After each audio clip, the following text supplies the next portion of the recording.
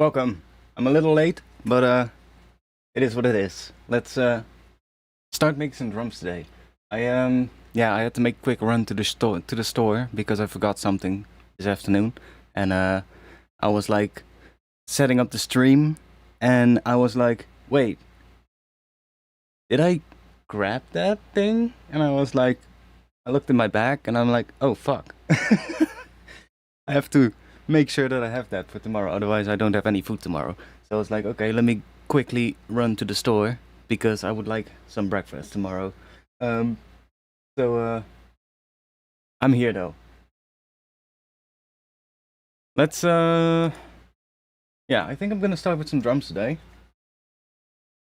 and see where we end up. Let me do this.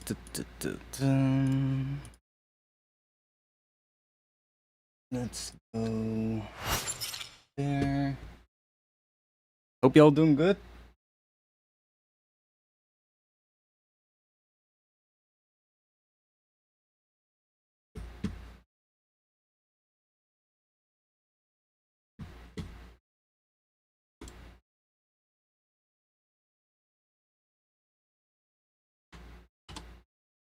I might turn the mic off every now and then because I'm working on my speakers today. And I'm not sure if the mic will pick it up. It probably will. So let's see what happens. Let's just grab a serum. And let's go and grab that one.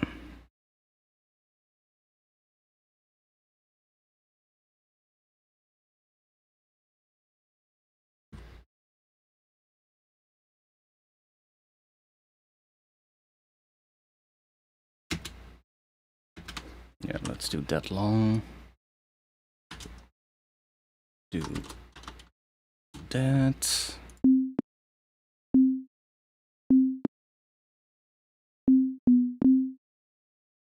There we go. Set that the envelope. And let's see, let's do D.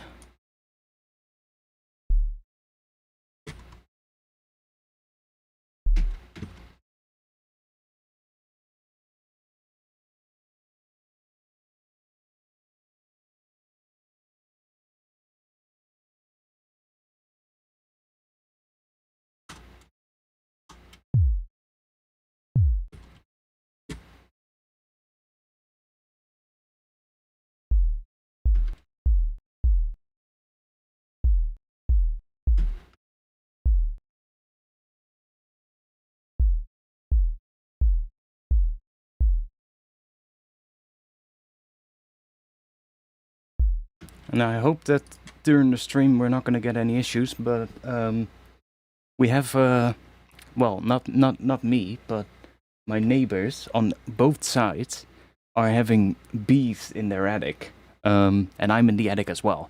And today I had one. I had one bee inside, but I haven't seen any other ones. So let's pray that we don't get any ones. They should be sleeping now anyway. So, but like on either side of my house, both neighbors have like basically like 30 bees in their attic every day, and I'm like, let's hope they don't come to my place. But so far so good. Like only today we had one, but it's fine. Maybe that was just a rogue lost one. But I'm like, I don't get it. Like I told them, like call like a beekeeper or something. He will remove them. But I don't know what they're doing. They're not calling or something. I don't know. But it's kind of annoying, you know, because if they come to my place, they better start calling.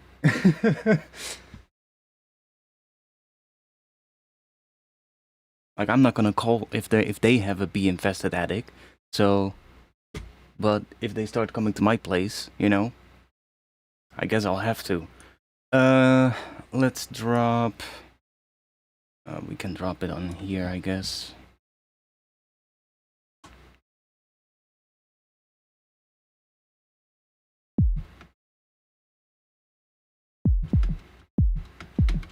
Mic picking it up? It is. Let me...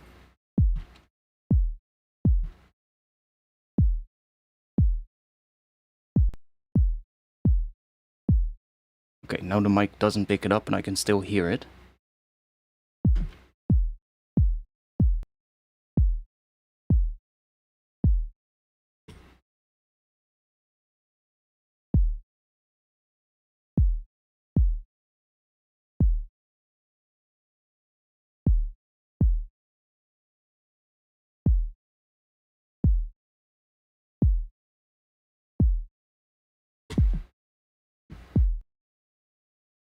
Let's do some drone then.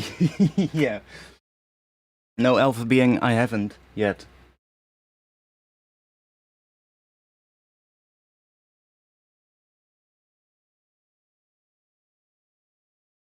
Like, I'm glad it's not fucking wasps though. Like, that would be even worse. Like, bees are fine, you know, I'm not too scared of bees. They don't really do much, you know. But I don't want them inside my house. That's kind of, you know. I'm fine with them being outside, but don't go in my house. That's a bit annoying.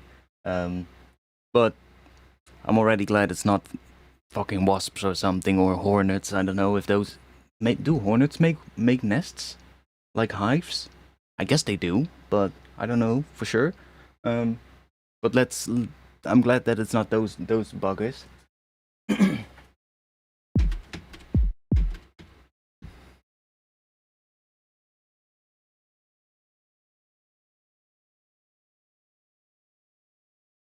They do?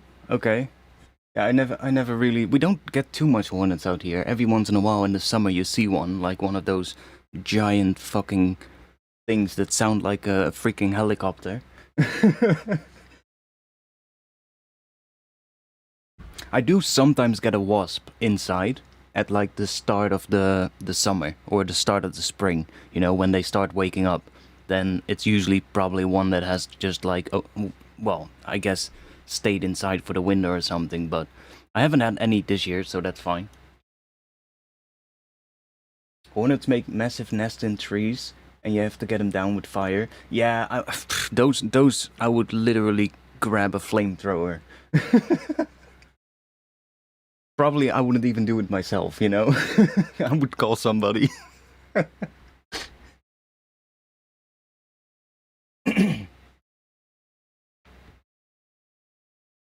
Wasps are, you know, they're just annoying, but as long as they you know, as long as they're not aggressive, they're fine, but as soon as you start kind of, you know, messing with them, they kind of start getting aggressive, so that's kind of annoying. Bees are chill though. Bees don't really do much.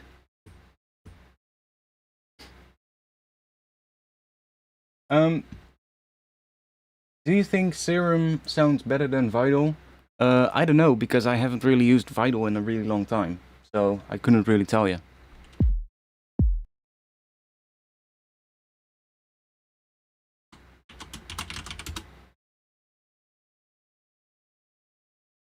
Let's see, do we have some... Let's see what I have in these racks right here. This one is labeled with D. Just a break that I chopped up into a drum rack, so let's see if we can turn that into something cool.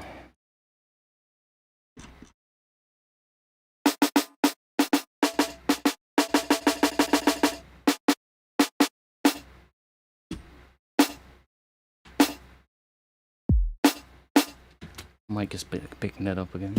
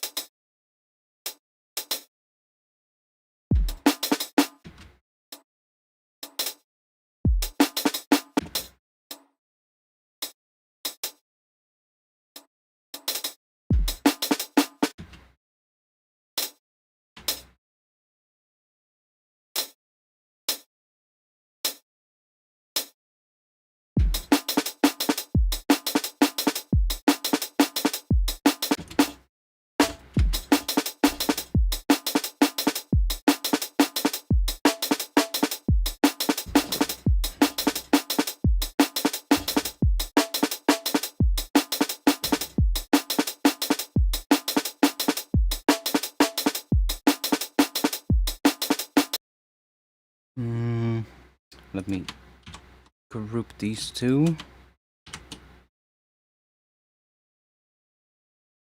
And then we chuck that up after here.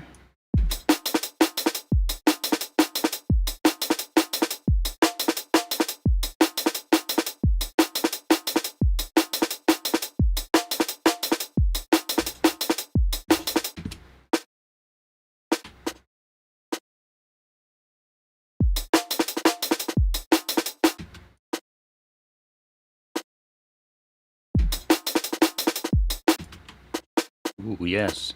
Let's go.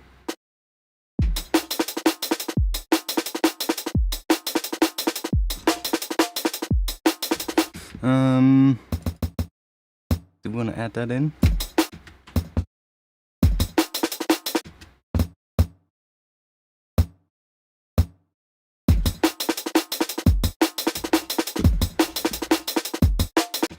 Probably don't need this one.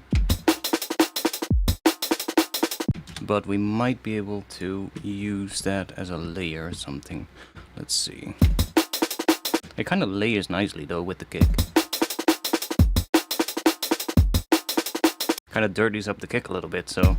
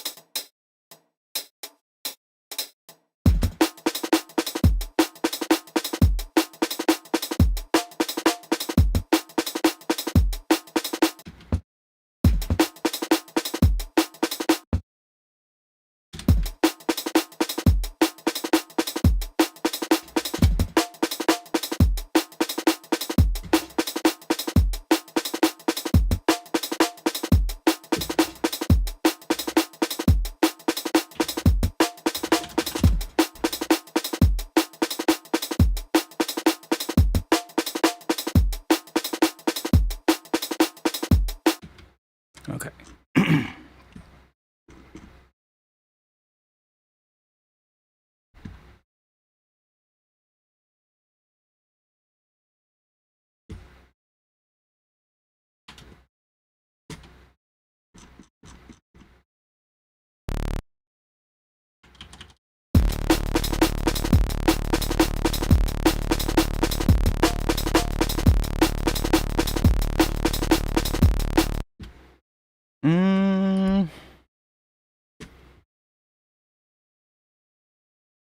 Let's see. I'm working on some new wavetables, which will go on Patreon. Already made a bunch. Let's see if we can use one of those.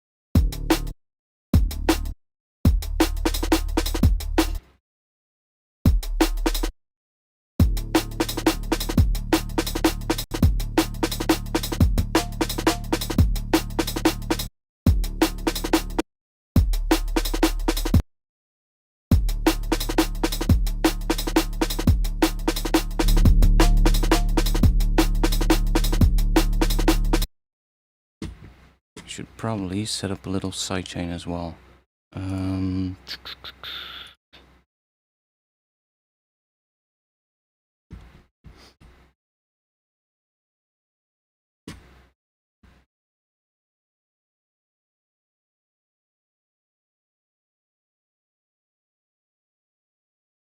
Let's go here, and then let's see. We want snares. Yeah, good. A little bit longer on that one. Probably a little shorter on that.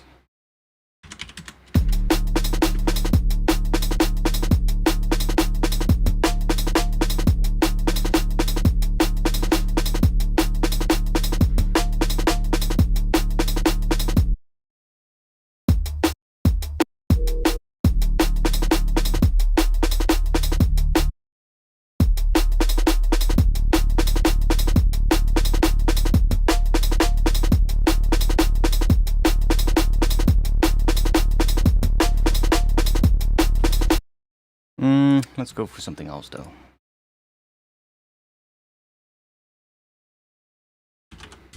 Search for tube. What do we get? I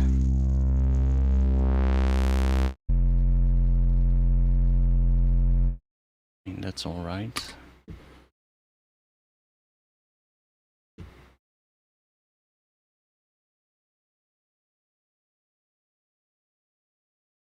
Let's grab curve. Give this a bit of pitch movement.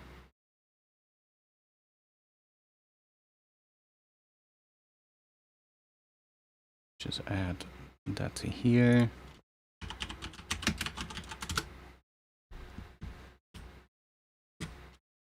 Yo, Blacktronics. Welcome back.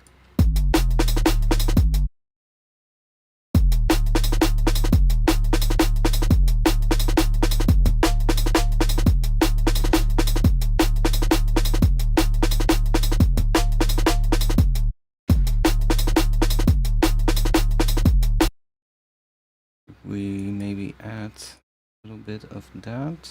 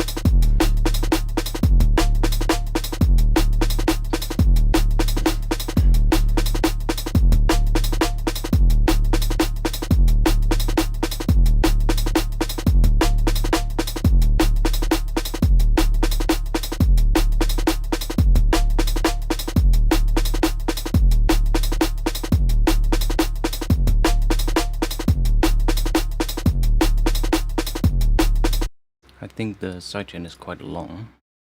Let's maybe back that down a bit. 35 maybe.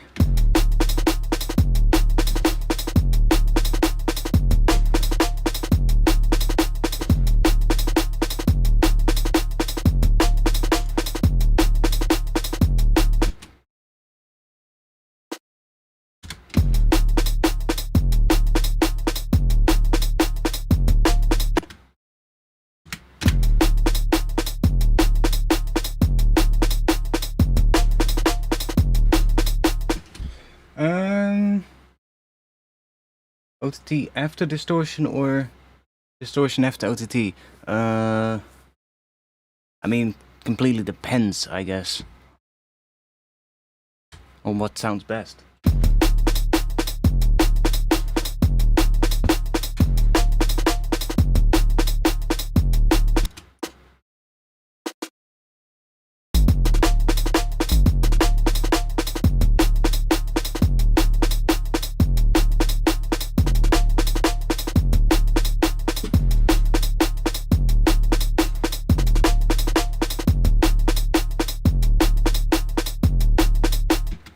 see if we can find some other break or something that we can chop up and then add in here. Like some extra little percussion things. Let's see.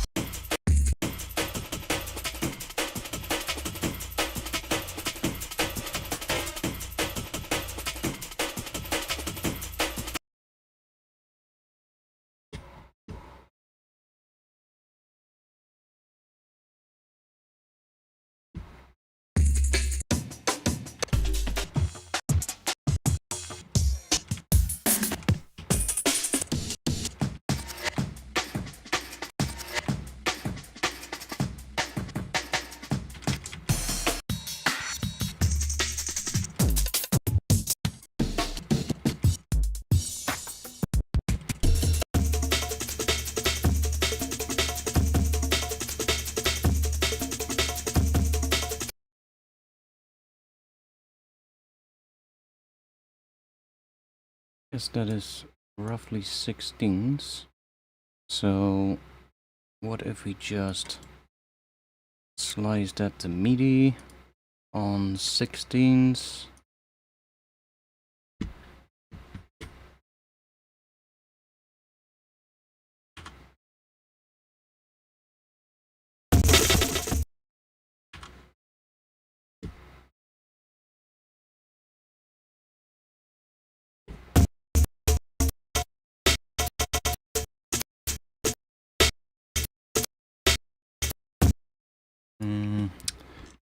Let's see.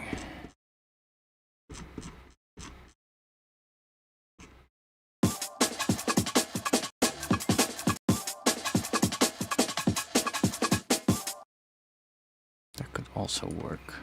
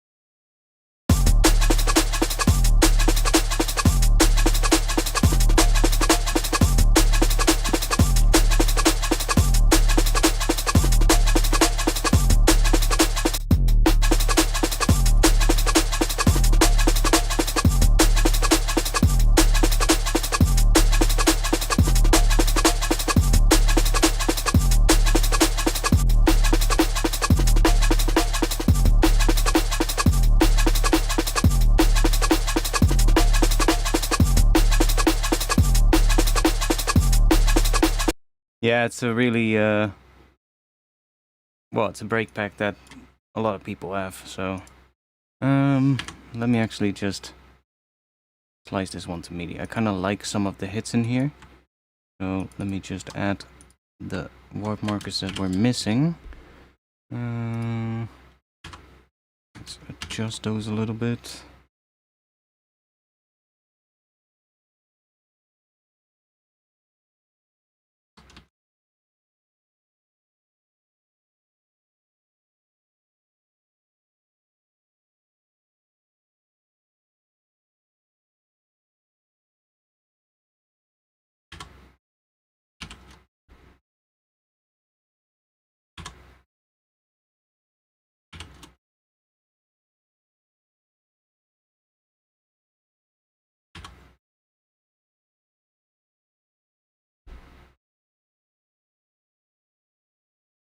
Oh, I did on 16s. My bad. Let me go back. We want transients.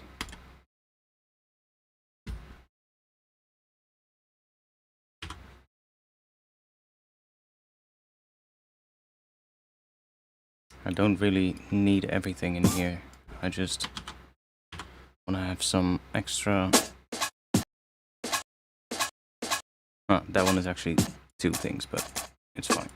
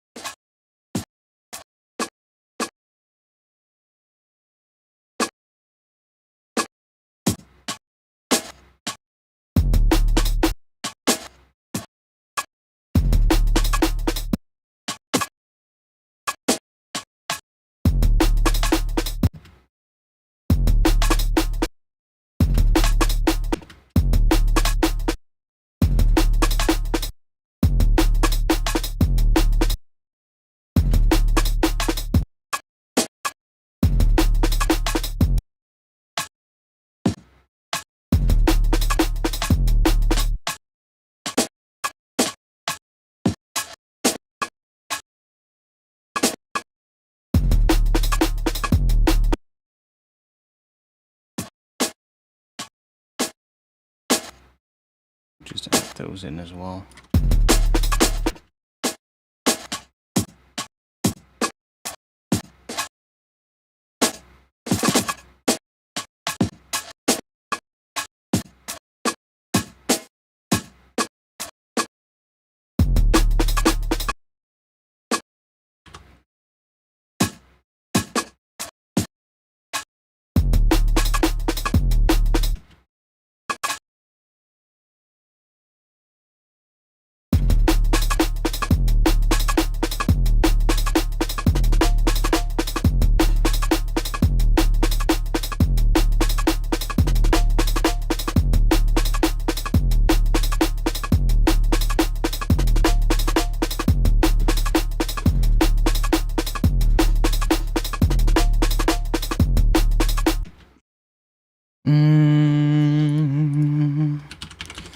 Let's grab some shakers.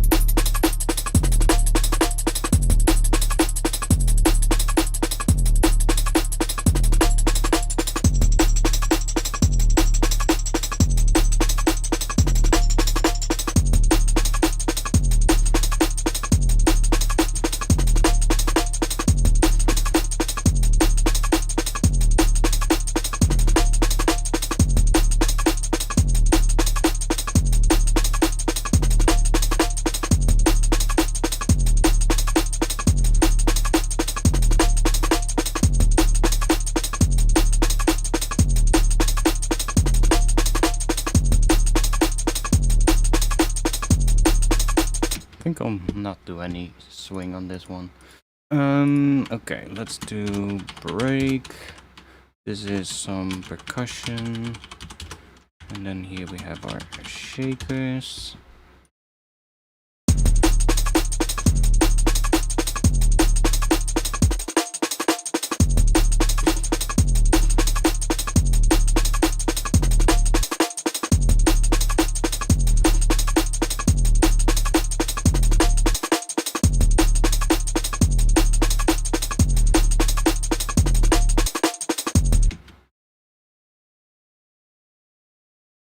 Let's see if we can find some other thing here. I guess I'll just let's just grab a sample from here, see if we can make that work.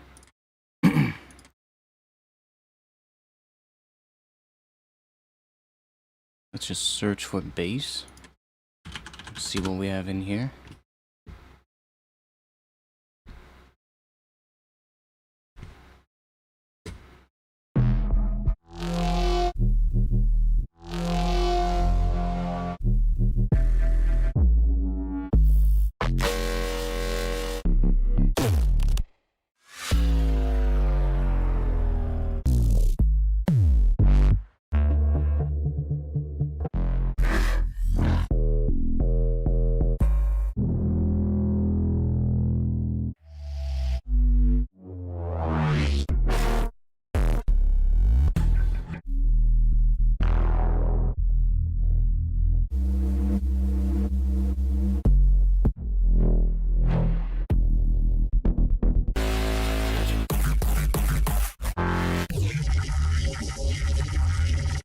Something with a lot of movement like that, but not this one.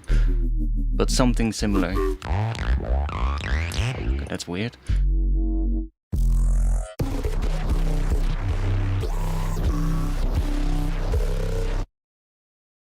Put it in the granular thing. Let's set that to no speed. And let's just add a little extra note here.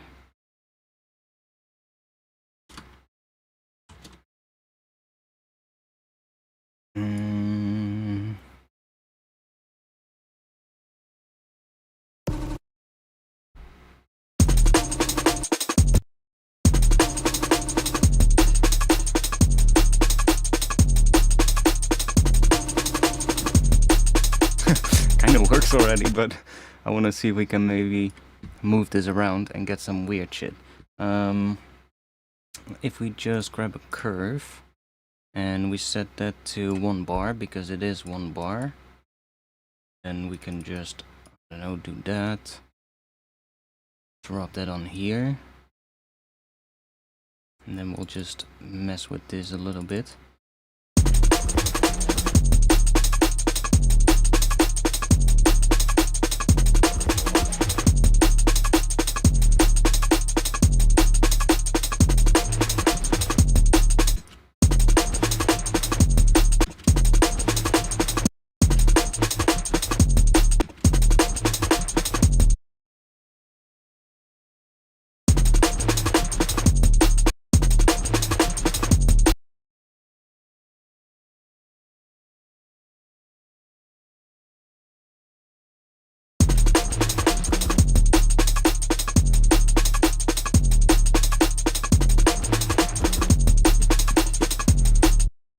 See if we can find something else.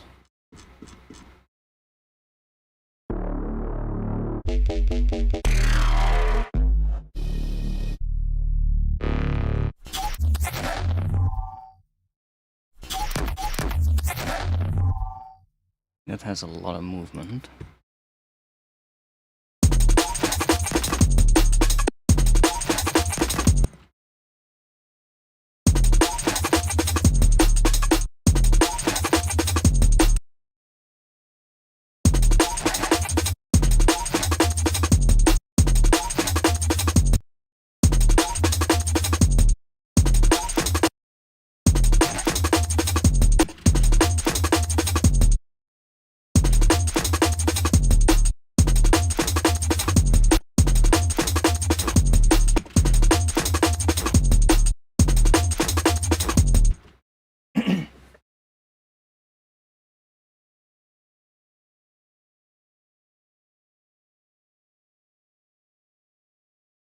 Yo, Final Fix, welcome.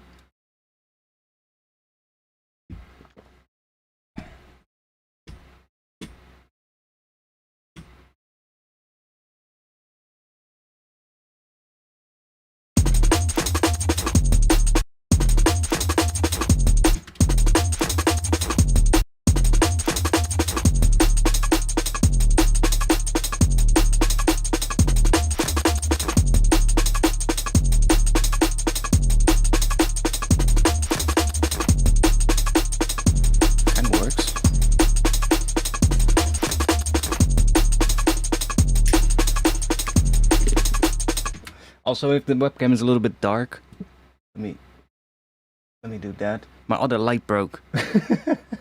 I was setting up the stream. Wait, now it's shining into my eyes. There we go.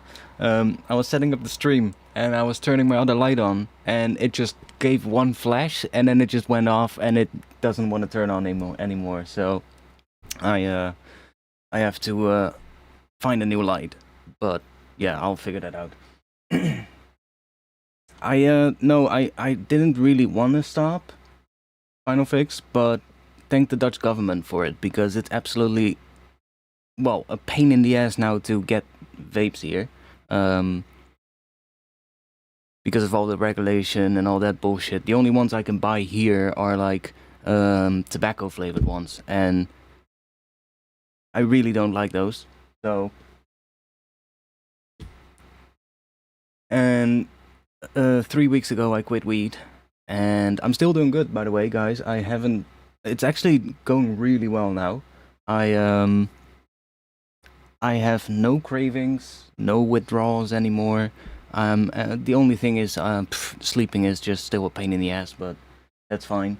Um, I have found a website in the UK that seems to ship still to the Netherlands with vapes, so maybe I'll try that. But it's always a gamble because of how the regulation is now. Um, Especially when you order like I'm not gonna order like two or three, right? I'm gonna order like at least like I don't know a whole batch, but then they're probably gonna get caught with the customs, and I don't know what's gonna happen, you know. So it's basically a pain in the ass now. There is a change coming in the regulation, I believe. I think they made a new change that from 2026 they're going to be allowed to be sold um, by specialized stores or something, but no idea if that's going to be like with flavors or only like tobacco flavored ones. I don't know. It's just fucking annoying, you know. Sleep is all right. Sleep is all right. It's just that um, for as long as I've remembered, I've always had like when I was a young kid as well. I've had this thing called DSPS, I believe it's called in in English, which is like delayed sleep phase syndrome. Basically, I cannot really wake up early. Um, like I can set like 15 alarms, and I'll still just turn my alarm off and go straight back to sleep. So that's kind of a bit worse now because well, we kind of help with that, you know. It kind of helped, but that's now kind of coming back basically as strong as it was when I was a young kid. So kind of figuring that out. But is it an issue with deep sleep? No. What that is basically my biological clock is like shifted, I guess, later than for most people. Well, I say most people, but actually a lot of people have this. It's just that a lot of people cannot really, cannot really do anything with it because of society, because of the schedule that society wants you to live at. Luckily, my job kind of allows me to, go to bed a little later and wake up a little later. So I'm good with that. And actually, my doctor, I said this last stream as well. My doctor also says like it's better if you can just live according to your own biological clock, as opposed to trying to force yourself to live to like a clock that society wants you to. So because my job allows it, I usually just start work at like 1 p.m. So I mean, why not? I'll just do that.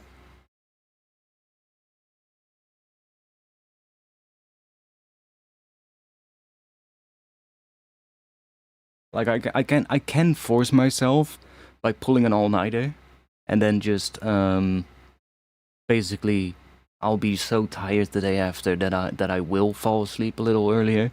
But then within like a day or two, at max, it's gonna be back to like regular schedule.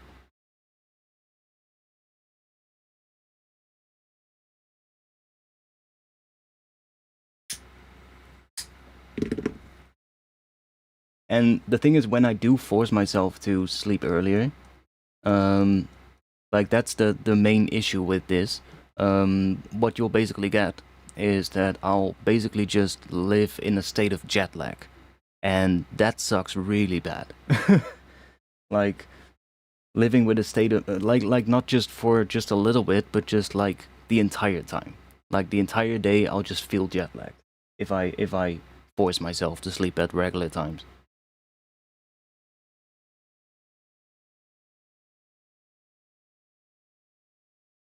You might actually have the same thing, Final Fix. It's actually pretty common. It's just that most people don't even know. Because it's really, there's not really a test or anything for it to kind of figure out if you have it or not. It's not like they can test something with your body, like your blood or something, and figure it out that way. You really just have to make like notes of what your schedule is and when you get tired, when you wake up, um, and then go to your doctor and basically just talk with them, and then they can sort of like tell you like, yeah, you probably have that, but there's no like other way to kind of test it.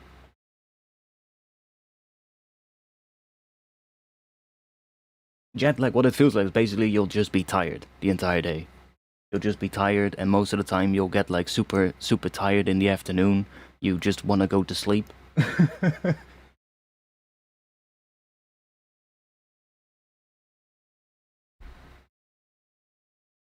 And like if you start doing something, you'll probably be able to get over that fatigue. But if you're at home and you just lay down, you're just gonna fall asleep.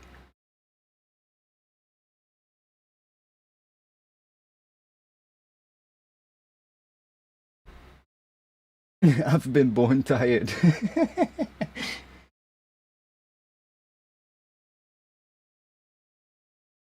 100% that's me. Yeah, well, like I said, there's actually it's a lot more common. I believe it's something like I believe like 30% of all people have it or something. It's that common. It's just that most people just never really never really get diagnosed with it because, you know, they will just force themselves to live in whatever pattern their work wants them to. Or, and that is also really common, is that people that do have it but don't really know will just automatically look for jobs that allow them to work at different times. Like, for instance, security work or something like that. Or, I don't know, working in healthcare and then working night shifts, you know, stuff like that. That's a really good way to sort of like deal with it, by the way. If you do have like a regular job, just find a job that allows you to basically work later than a 9 to 5. Like, if office jobs, for instance, for me are just not gonna work. It's DSPS. That's sort of like the what is that acronym? Is that what that's called? The full name is delayed sleep phase syndrome. There's also another thing I believe that's very similar, which is even weirder. Um, is less common, I believe, but it also exists, and that is when your schedule sort of like shifts every day. So it'll just get later with like half an hour or an hour every day, and you'll basically just have a biological clock that is like 25 hours per day or something like that. That is also something that happens for some people. Um, it always shifts, yeah. That is another thing. I don't know what that's called, but it's something similar.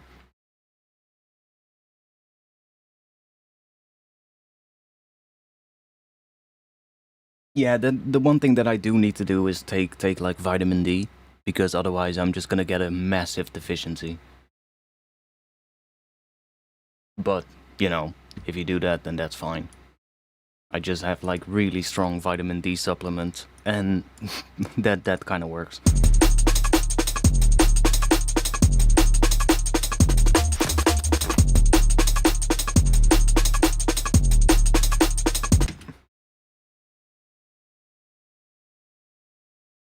Okay, so maybe a different thing here.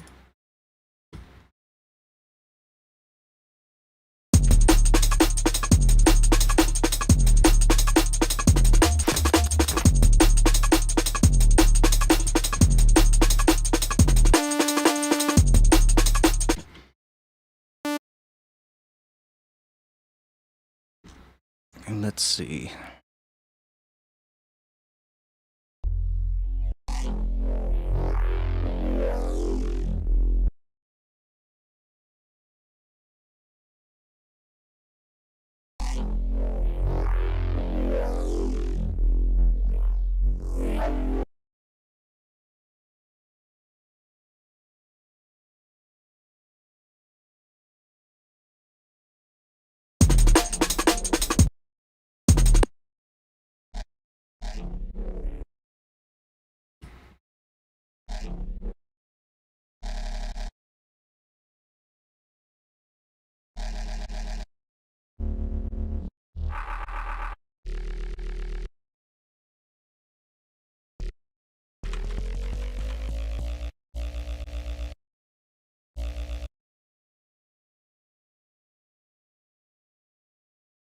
Let me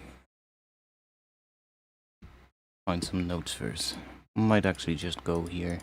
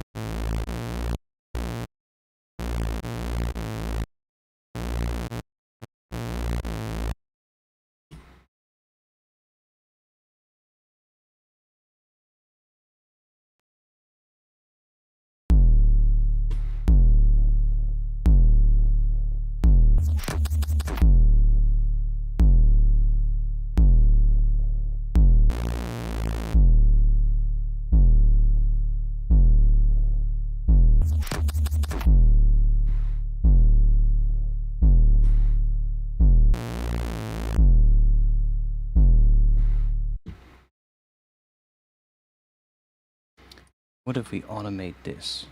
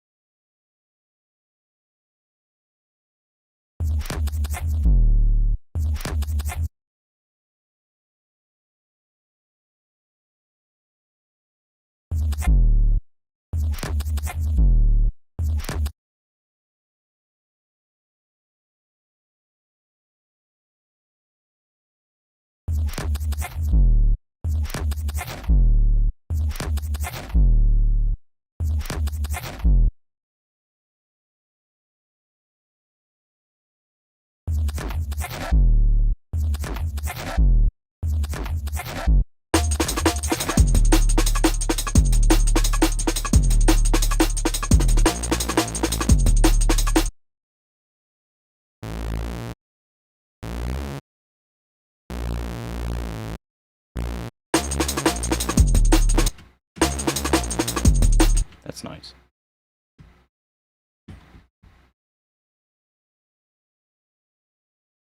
So I can drop maybe one of these in here. We do have to.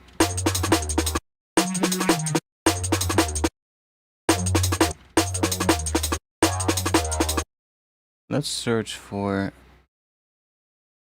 a reason here.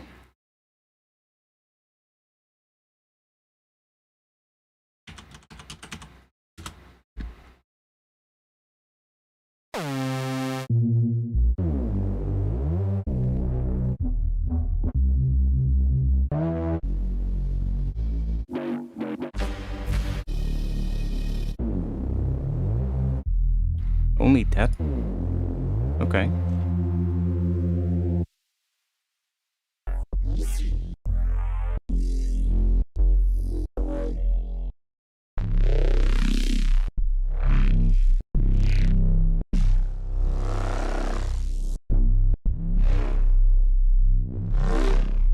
Then we're gonna have to grab the sample that I made. Let's just chuck one in here.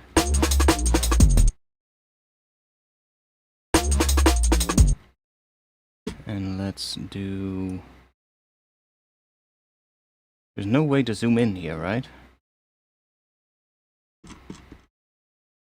That would be nice, to have a way to zoom in here.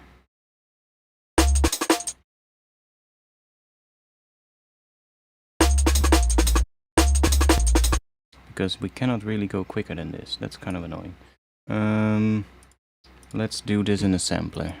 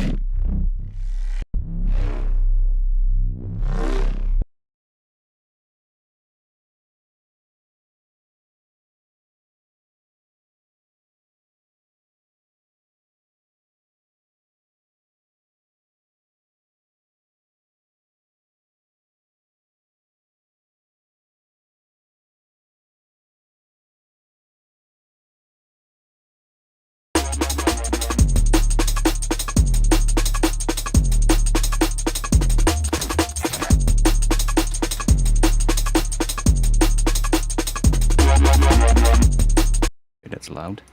Bring that down a bit. Turn the filter off for now. Shut up.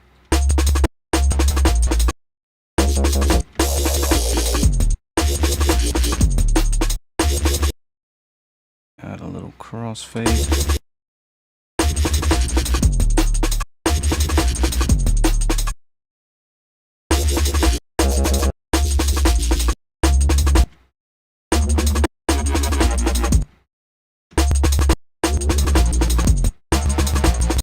Yo.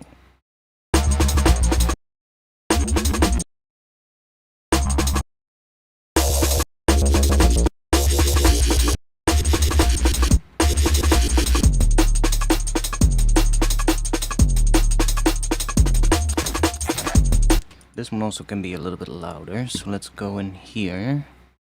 Let's go to the effects, do that, crank that up a bit.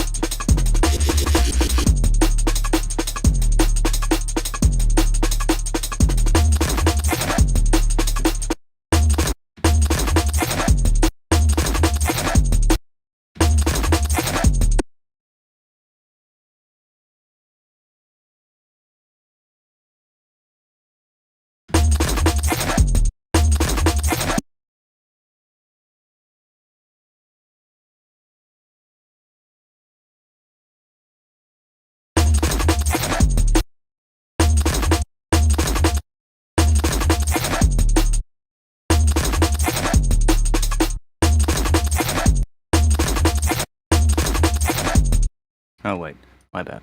That one.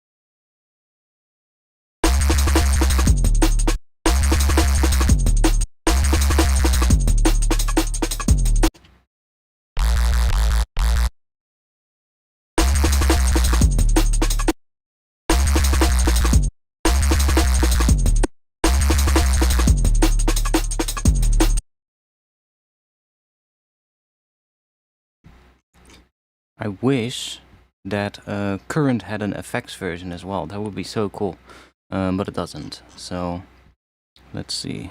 Let's grab Serum Effects. No,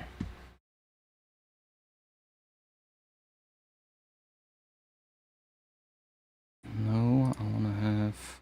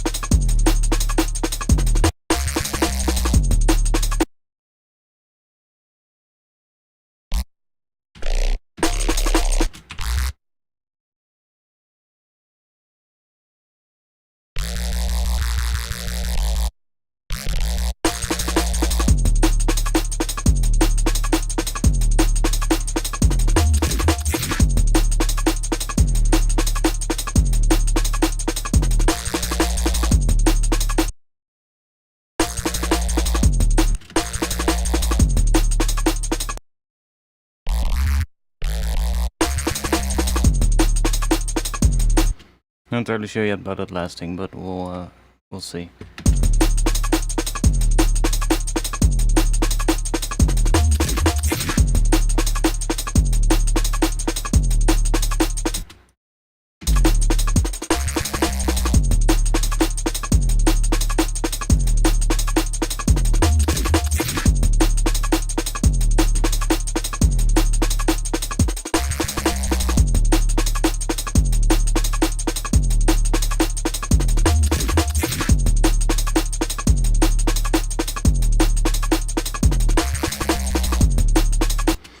Let's I guess make some atmosphere. Oh, the sidechain was turned off as well.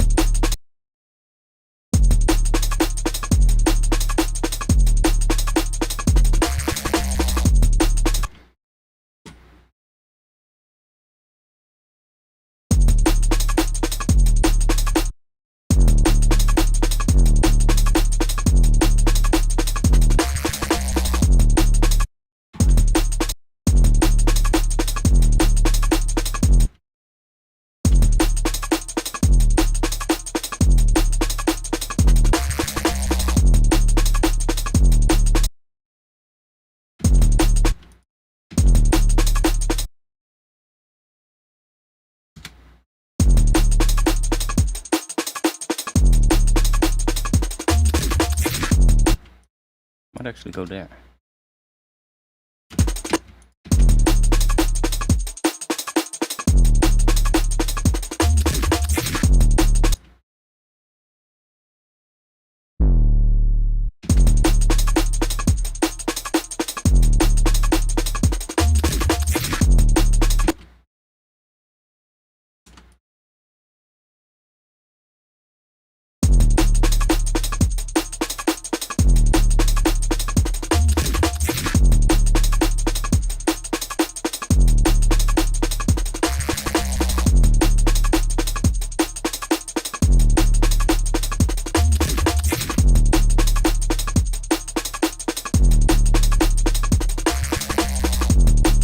Yeah, that last thing has to change, but we'll get to that.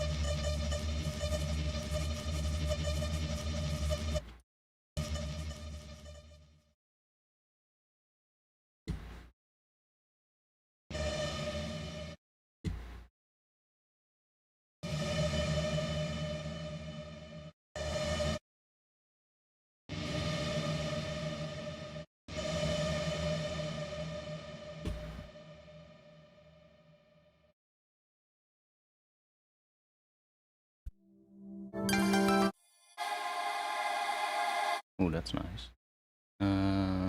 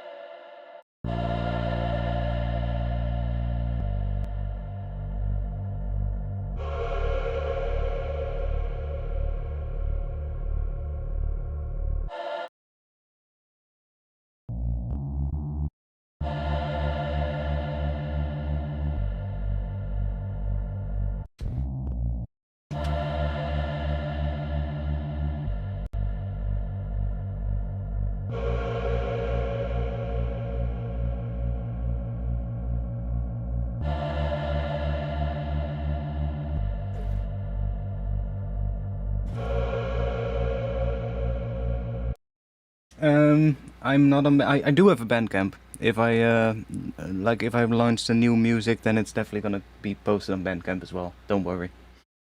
Also, what is the question? I see you guys talking about a question, but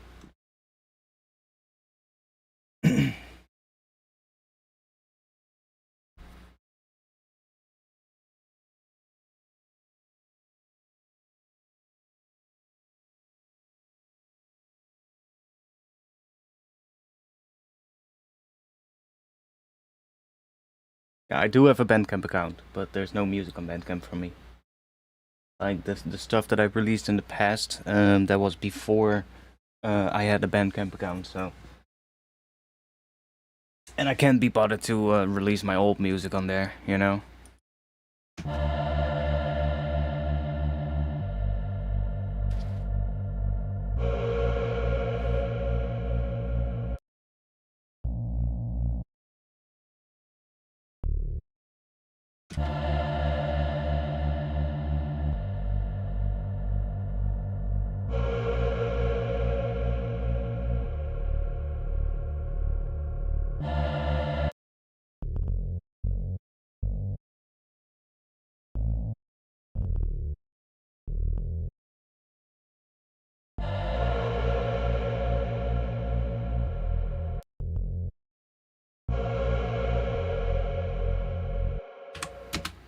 I think this is gonna be fine.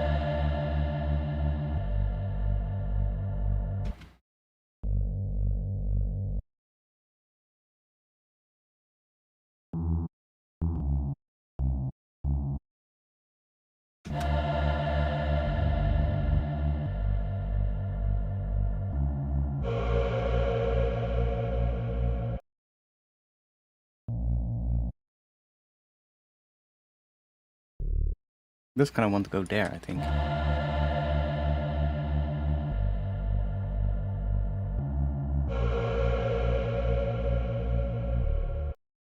Or...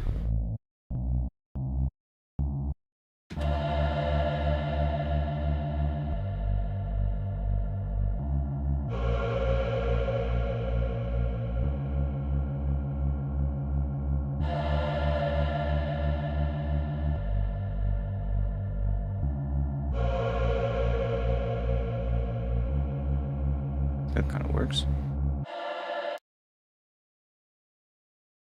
Come on, there we go. Let's make this monophonic. And let's make sure that we have a bit of glide. I kind of like using the always mode lately.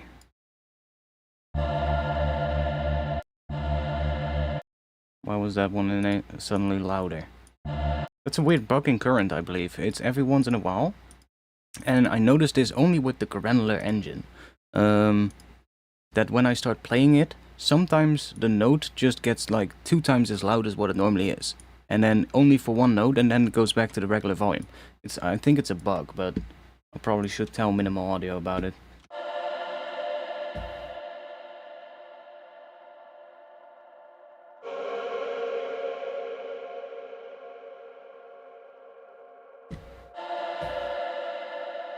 Okay, let's see. Kind of want to use as much Minimal Audio Current as possible because I need to make a video for them. Let's see, we have some impacts in here.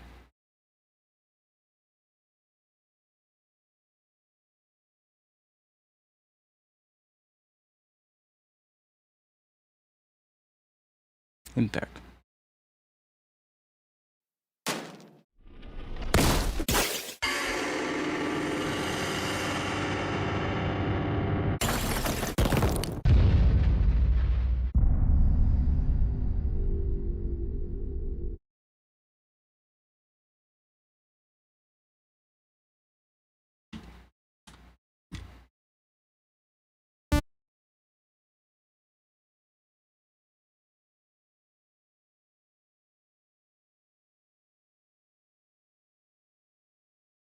Yeah, they probably have. But I understand, you know, especially now Serum has been released. You know, they need to make sure that people don't forget. I guess.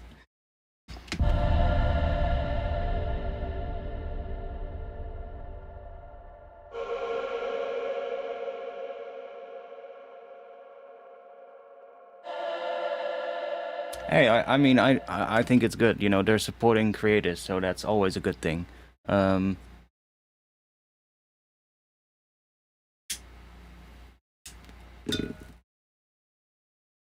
you know, it makes sure that the people that make videos like me and I don't know, I heard Alchemy is doing a video as well. So they probably contact him as well. But like, it gets us some payment, you know, which is good.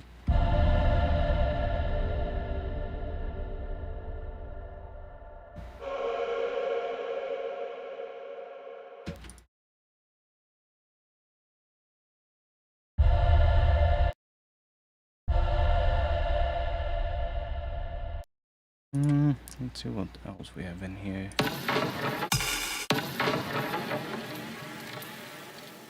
Interesting. I should probably put this thing on C,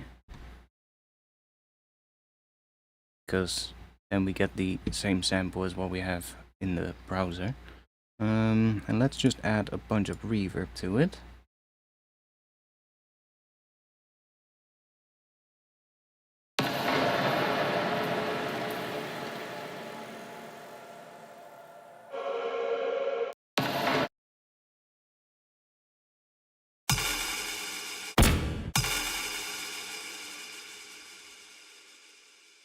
These already have quite a bit of reverb, but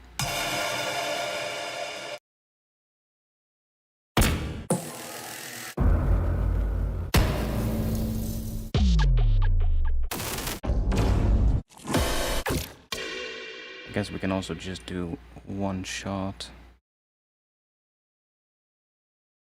Get all kinds of stuff.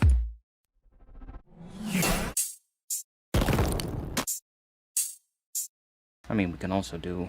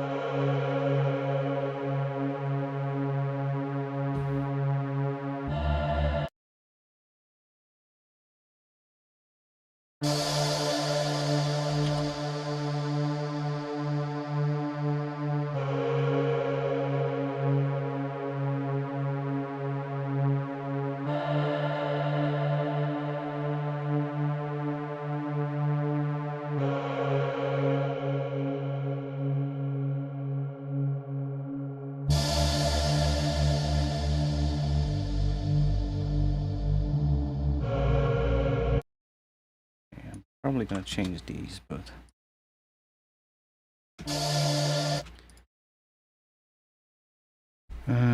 what if we just make a pad out of another sample? Because that usually works pretty well. And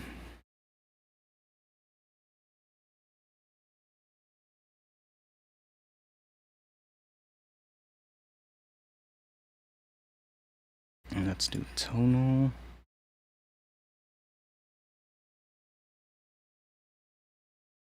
Shuffle that thing.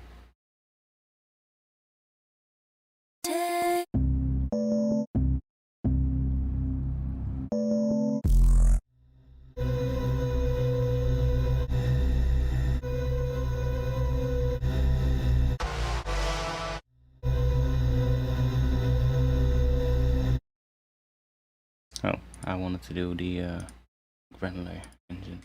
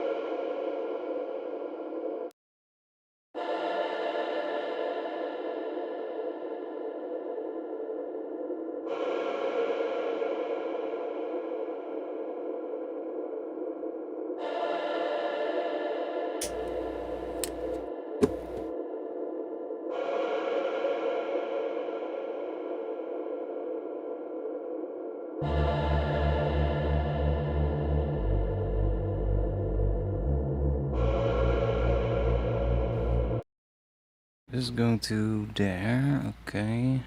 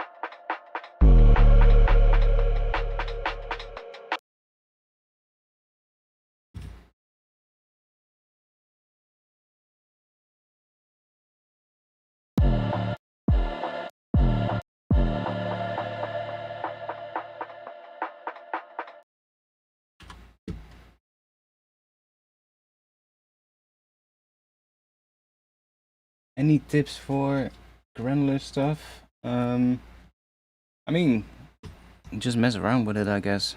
It really depends on what you're going for. You can do so many things with granular.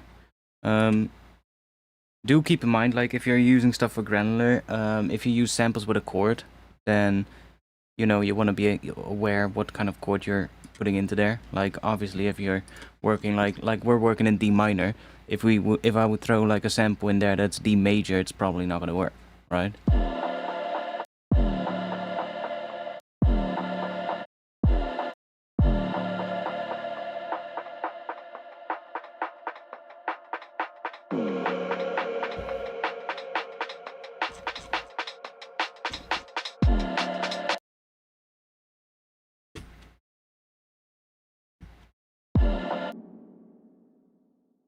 Let's see.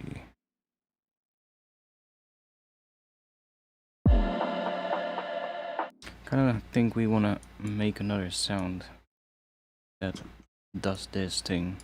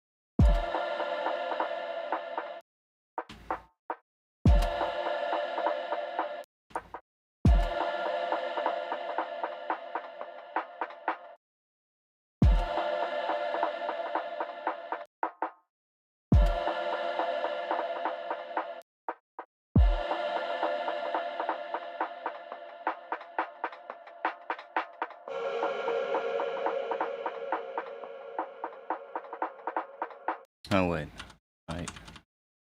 Need to do that.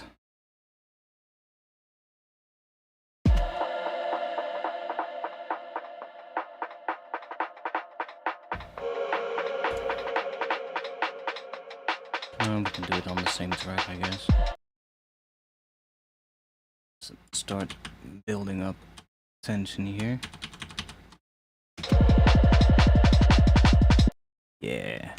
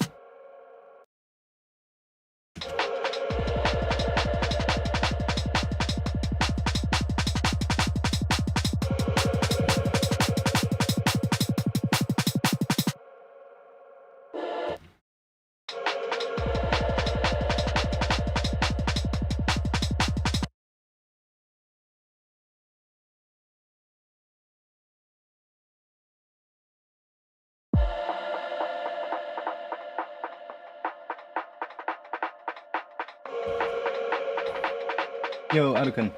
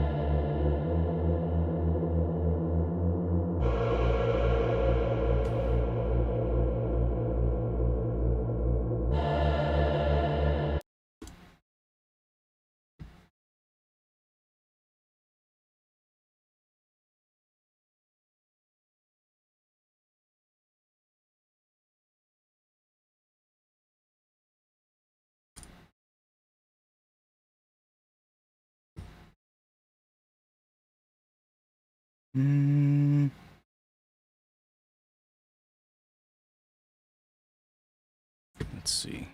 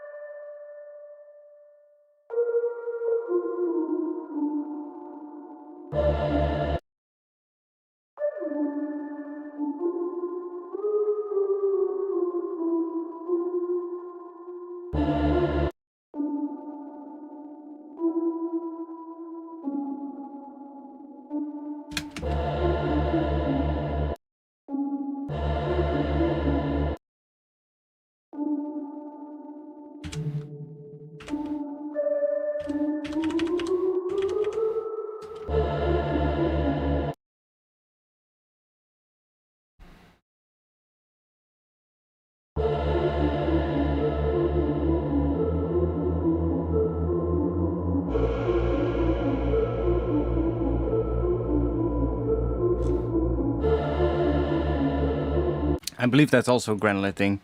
I just went into current, I think, yeah, it's just a granular sample, just a sample, granular, and then ran through a bunch of effects, I guess, yeah.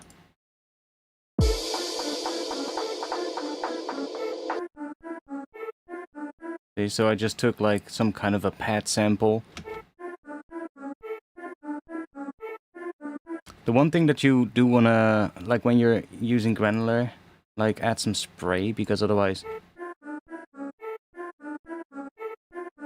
it gets really stuttery. So just add some spray so that it's a little bit randomized.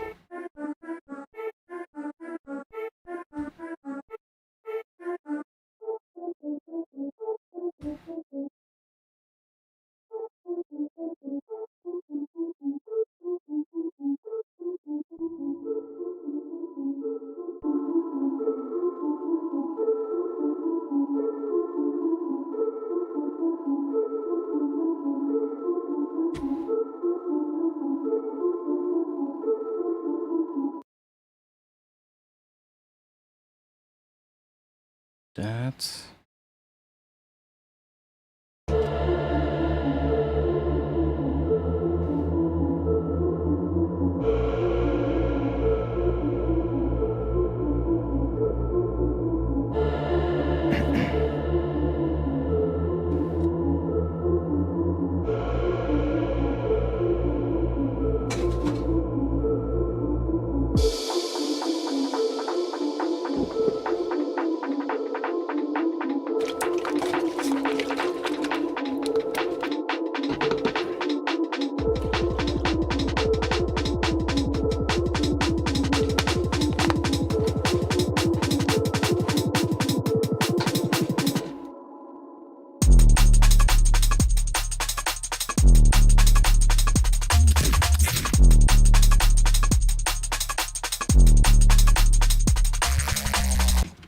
That last sound is just fucking ass.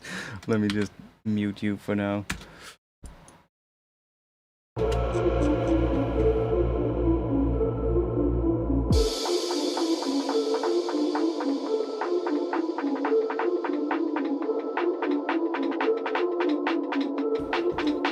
So another thing that granular stuff is really good for is for rises. Like we can just, you can basically turn any riser sample into a riser that is whatever length you need it to be. So like if you have a bunch of samples that are just risers, you probably have some, but they're probably going to be either short or, you know, too short for what you want.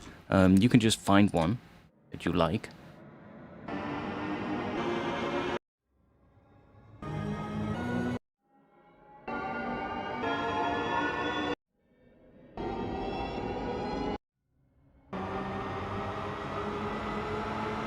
Maybe that.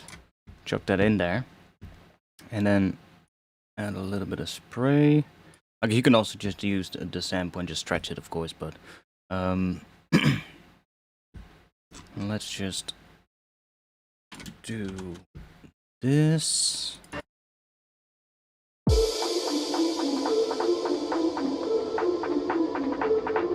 And then we're gonna turn the speed down. And then we're gonna grab, that's 16 bars basically, so we can just grab curve, do that, set that to 16 bars, put that on here.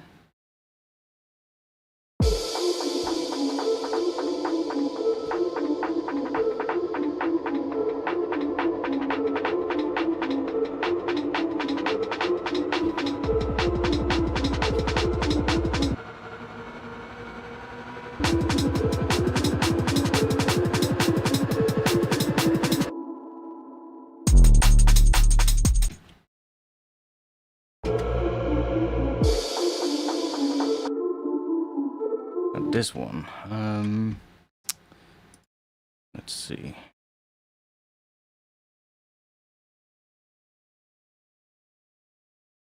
We automate that.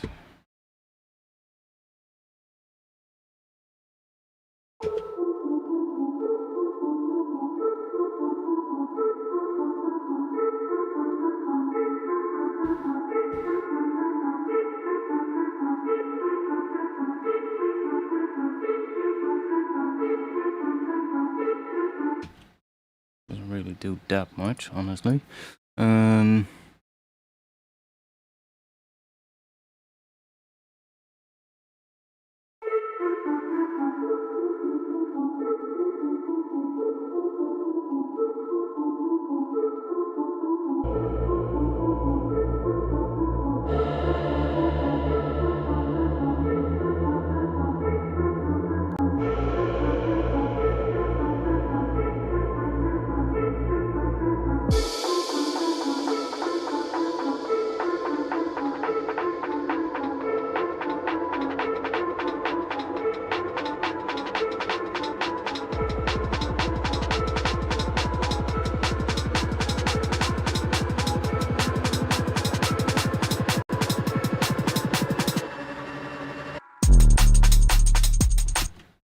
Why did it stop right before? I guess because we're going all the way to the end here. Which fine. Let's just do that.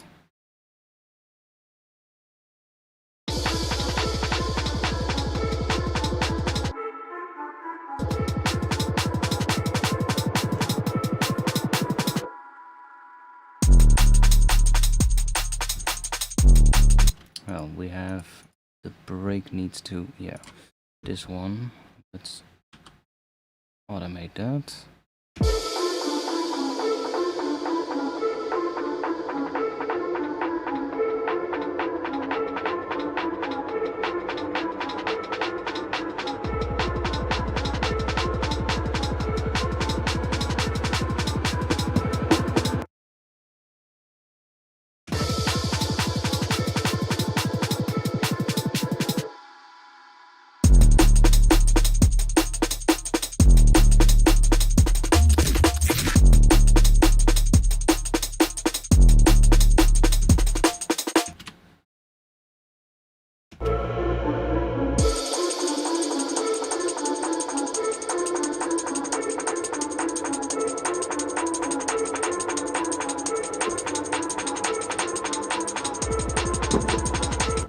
Maybe a bit much in the intro.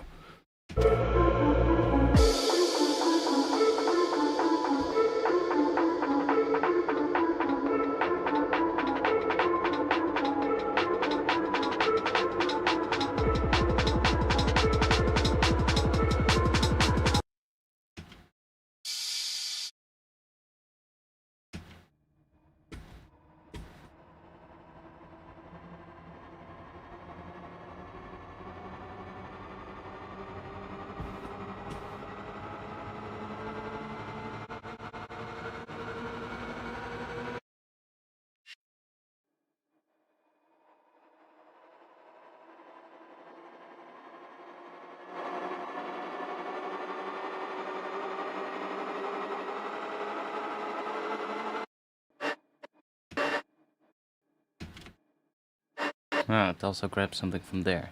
That's kind of annoying.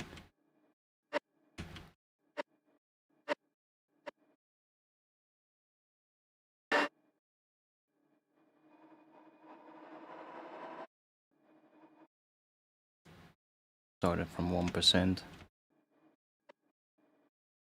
2%. Yeah.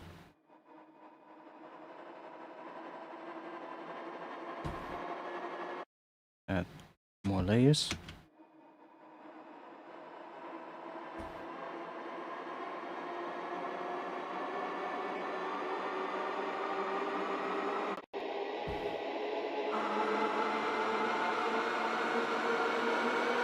And let's grab another curve. Set that to 16 bars as well. Then we'll do like this maybe. Put that on here.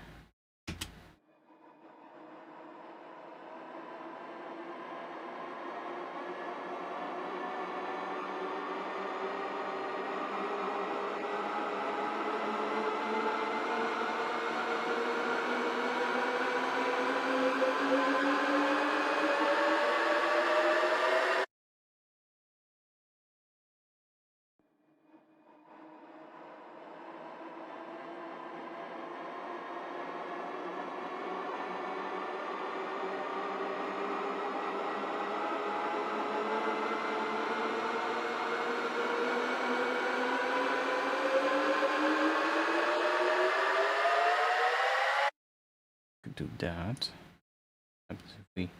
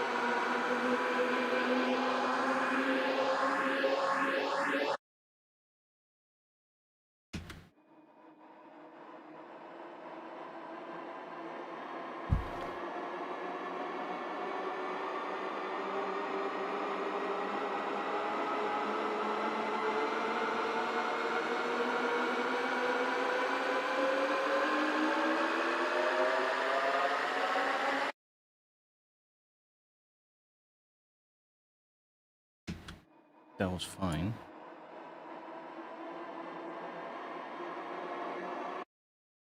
Move this one. I'm going to use another curve. That.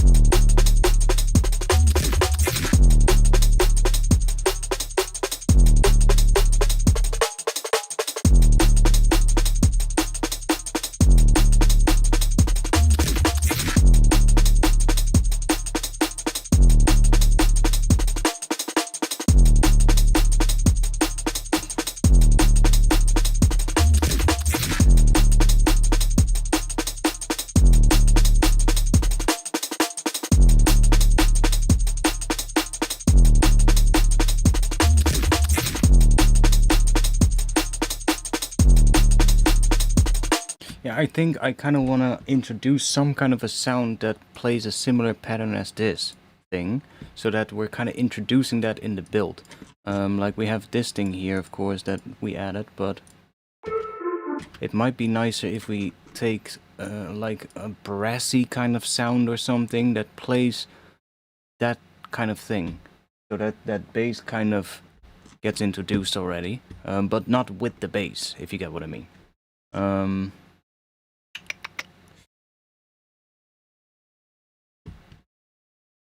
Let's try that.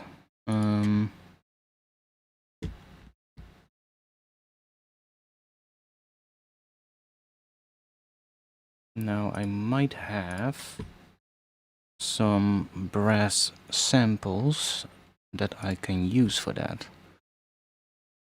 Let's see.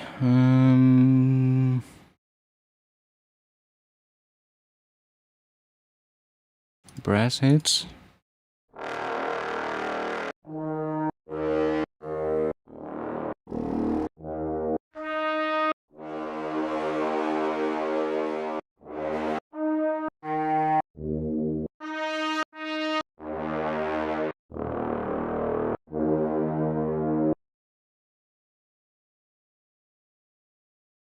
These are in D sharp, so let's do that.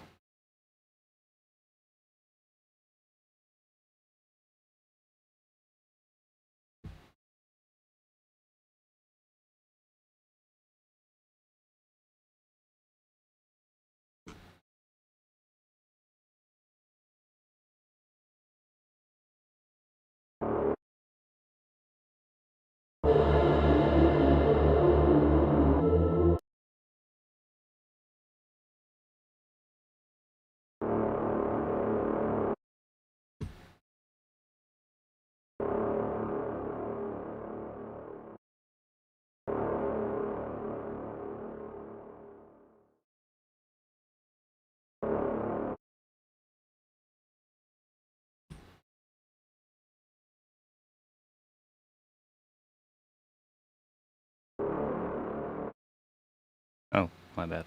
I wanted to use this one. Envelope 1. Let's do emp envelope.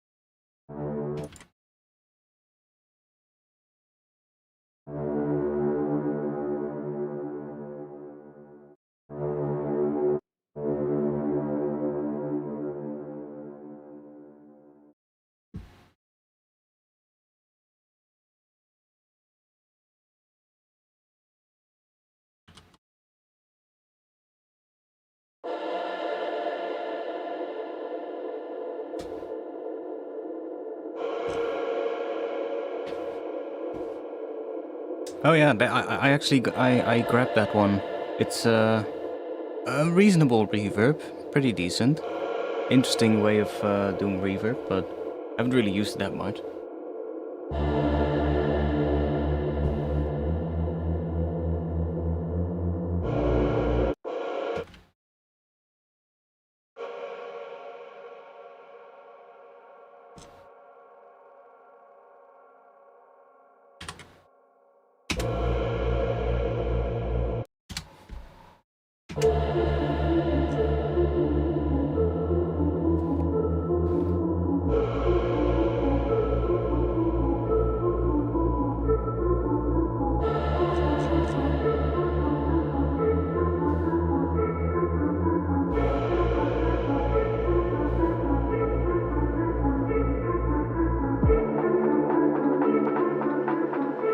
I mean, that works.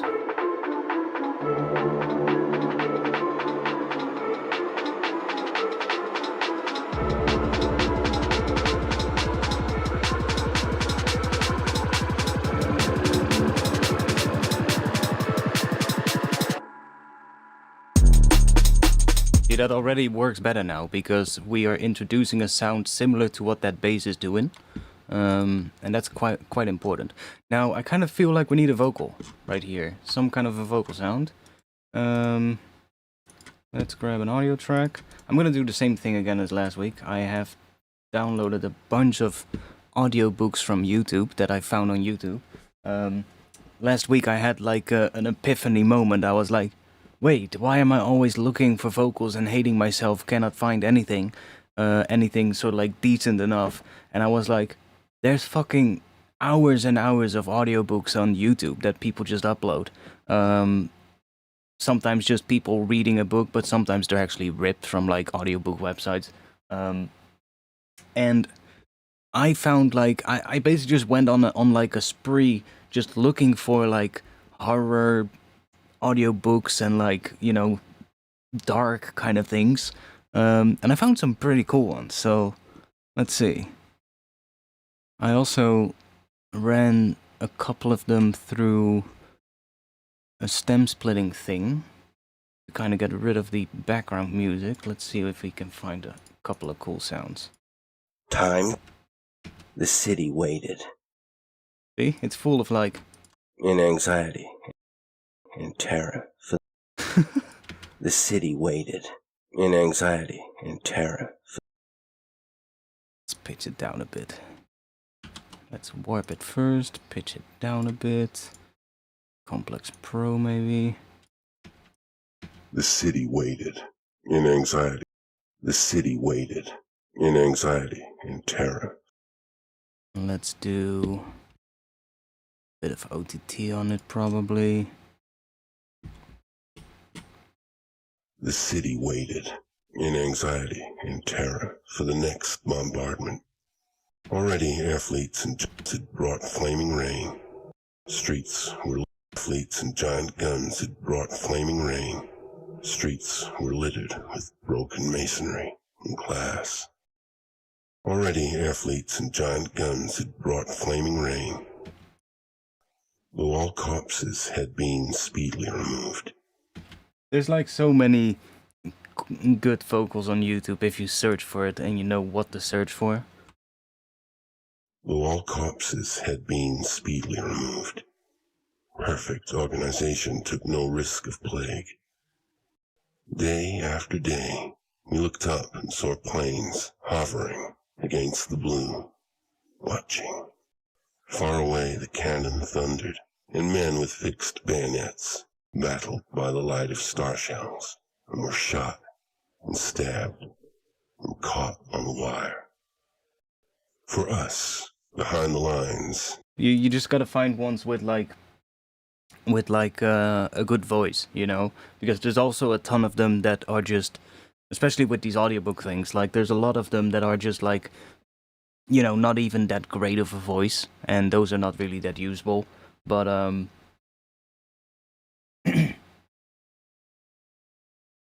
I just looked audiobooks, and I think I typed in horror audiobooks and then just searched for a playlist. And I just got a playlist with a ton of them. Like, I haven't ran all of them through, like, stem splitting, but, what do we have?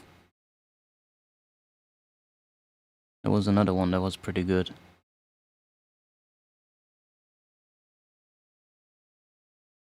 Didn't I have... Where is it?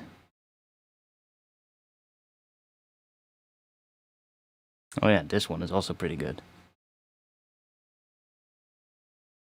Basically The Exorcist, read by the original author of The Exorcist itself.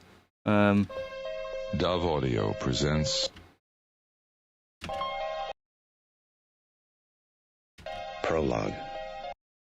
The blaze of sun wrung pops of sweat from the old man's brow, yet he cupped his hands around the glass of hot sweet tea as if to warm them. He could not shake the premonition.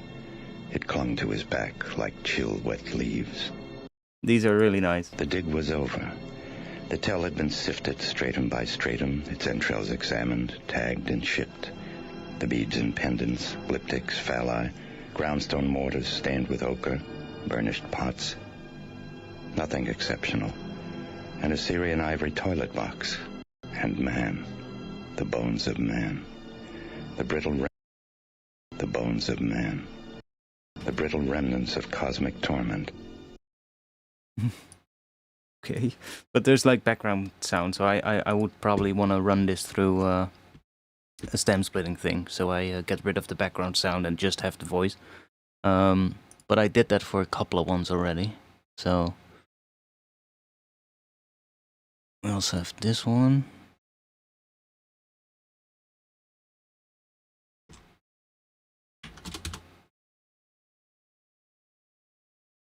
Let's see if this one sounds cool. Usually pitch them down a couple of semitones, that works pretty well. It wasn't until the first week of the Yugoslav family he'd been told him Judd was to the right of Attila the Hun. I kind of like this one for now. Streets were littered with broken masonry and glass. Though all corpses There's probably something in there that we can find. and men with fixed bayonets battled by the light of star shells, and were shot and stabbed and caught on the wire. For us, behind the lines in the waiting city, it was far worse. Our nerves. I actually have a good one for stem splitting. I can share it with you.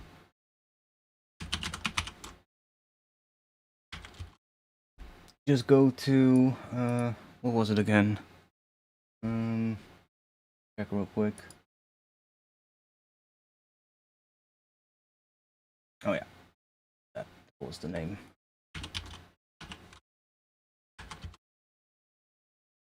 Download this. Ultimate Vocal Remover. It's basically an open source piece of software. Completely free. No need to pay for anything. You just open it up and then, well, I can show you.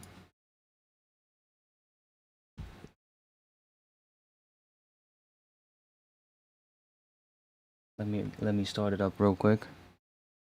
I should probably save this one, by the way. Let me save this before we get any crashes. But like, it's just this. So you just select your file, select where you want to save it, and then you got all these different things here. Now these are just different sort of like, I guess, processing methods, and then you choose your model here. And you can also download more models. So if we go, where was that again? I think here. And then you go to download sender and you can just download additional models. So there's like the noise models as well. There's the echoes and I don't know what other things. There's models for like splitting vocals from the instrumental. There's models for splitting into drums, bass, synths and stuff like that. And the greatest thing is that I found out about this is that you can also use this thing, ensemble mode, and then it allows you to basically just select multiple models that you like, and then it'll process those. Obviously it's going to take longer, but then when it's done, it will compare those files to each other and then sort of like make an even better version by, I guess, just comparing them and seeing like, okay, this model kind of sounds like that model sounds like that, but there's little bits left in that model that you know shouldn't be there, but they're not in the other ones, and then it'll just combine those into one, and it'll become even cleaner if you do it right.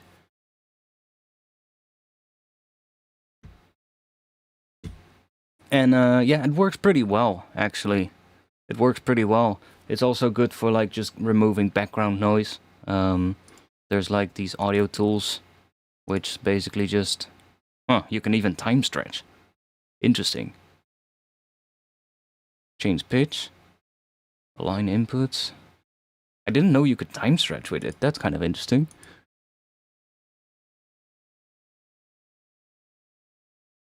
Yeah, they're just different models that you want to download. I grabbed a couple ones. Which ones did I use? I think I use these ones quite often.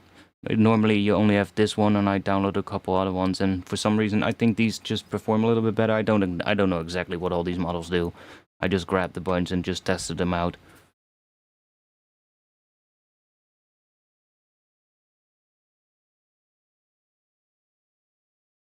But yeah, the thing is, you know, there's all these websites, right? And there's some AI stem splitting websites, but most of them you gotta pay for. Sometimes you'll, you know, get like an X amount of minutes that you can do, but after that it just asks you to pay. And the thing is, I wouldn't even be surprised if some of those websites actually use this in the background. I really wouldn't be surprised. Because this is open source, right? So you can just take this and manipulate and build it into a website, I guess. So kind of as if you have to pay for that. But it's pretty good. Like, even if you just, you know, grab stuff from YouTube or stuff like that, and there's like background noise or background music, just use that, and you'll be able to get rid of most of it. I tested it out on the Ghost in the Shell soundtrack because I wanted to split the choir, and I tested other sort of like websites in the past, but it would always kind of sound really bad.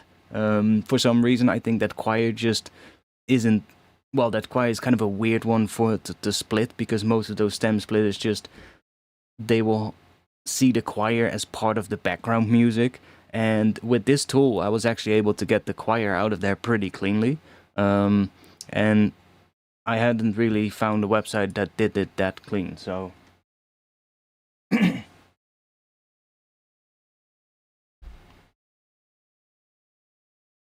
Yeah, I also hate AI, and I also have RX, but I have RX, what is it? RX 8, I believe. I'm still in a really old version of RX. And I can't be bothered to upgrade. Like, ever since Isotope has been bought by... What was it again? Which company bought Isotope? Was it the parent company of Native Instruments? I don't know. But ever since they started releasing shitty plugins, I was like, what the fuck? I don't want to even give them money at this point. Yeah, Native Instruments, right? Ever since, it's just been shit, you know? Like, they pulled Trash and they made a really shitty version of Trash, and then now they're kind of just releasing plugins that are basically just the individual things that are already in RX, right? So like they're releasing a couple of reverbs, and they're basically just things that you already had in RX. So why don't you just make a better new version of RX with those tools in it? No, now they're just taking, oh, let's make a reverb, let's make a saturation, let's make this, let's make that. They're just trying to grab money. That's literally what they're doing. And I'm like, fuck it, I don't even want to pay you then. I'm sorry. You can use CPU or GPU. If you, I tested it out. I have an old GPU, 1060, and I have an i7 7820X CPU. I did my CPU for the first couple of ones, but especially for these long files, it was taking ages. So I thought, you know, my GPU is old as fuck, so it probably isn't gonna really work that well. But I tried it out with my GPU, and it actually was a lot faster, and it did it pretty well. The only thing I had to make sure is just that the temperature of my GPU wasn't going crazy, but it was pretty fine. So even on my old GPU, it was doing pretty well.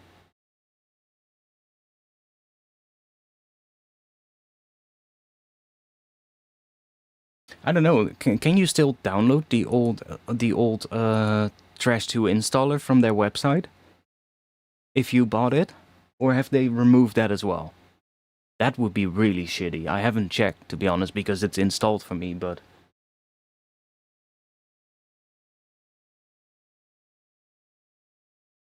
it's gone? Holy shit, that's fucked up. So even if you paid for it, it's gone? Oh my god, that's fucking shitty. That's a shitty move.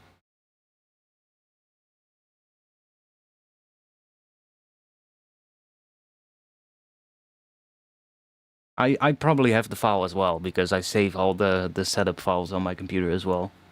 But dude, that's one shitty practice to do. Like, so if you've paid for a plugin and then you can't even download it anymore, that's fucking madness. Yeah, that's why I don't want to give them money, you know. They've just become shitty at this point. And I also don't like the UIs of the new plugins. I think they just look really crap, to be honest.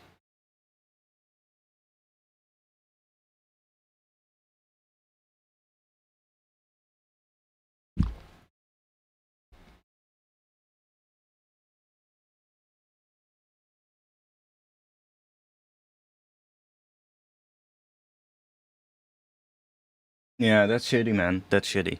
Like, at least leave these setup files available to download for the people who actually bought it, you know? Like, I get that they are not selling it anymore, but if you then also remove the old version setup files from people's accounts, that is absolutely shitty.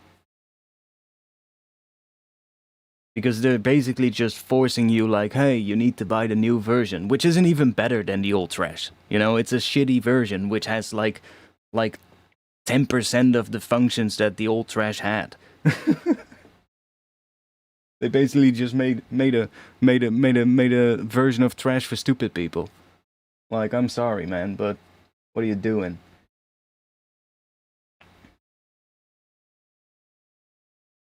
I guess it makes sense in a way because society is getting stupider as well, which is also probably due to the use of AI. Like, I was reading a whole news article earlier, or a news article. I was reading a scientific paper earlier this week about a bunch of scientists that are ringing alarm bells because they're seeing with they had like, I don't know, like 600 people or something that they did a test with, and they basically just split them in two. One of them was like a group of people that were using AI for like a couple of months, and the other people were people that had never used AI or maybe just tried it out once, but then just said like fuck this. And the people who were using ChatGPT and other AI for like finding out answers to questions and stuff like that, those were less capable of thinking critically than people who didn't. And that is going to be a problem, believe me. It's going to get worse and worse if nothing is being done about that. You can already see it on Twitter, you know, all those people, like, there's just like, somebody posts something, and then there's like a ton of people that are just like, hey, Grok, is this true? But what they don't get, these people, is that they're literally making their brain dumber because they're sort of like, they're not using their brain to think critically about what is right and what is wrong anymore. And that is going to be a massive issue in the long run, believe me. It's fine to use it in a way, like if you're using it and then sort of like verify the things that you find, but like there's like people that use AI to find articles or find things that they want to know about, and then they use AI to summarize the whole thing, or they just want to have the conclusion in like one sentence, and it's like, dude, you're literally smoothing out your brain.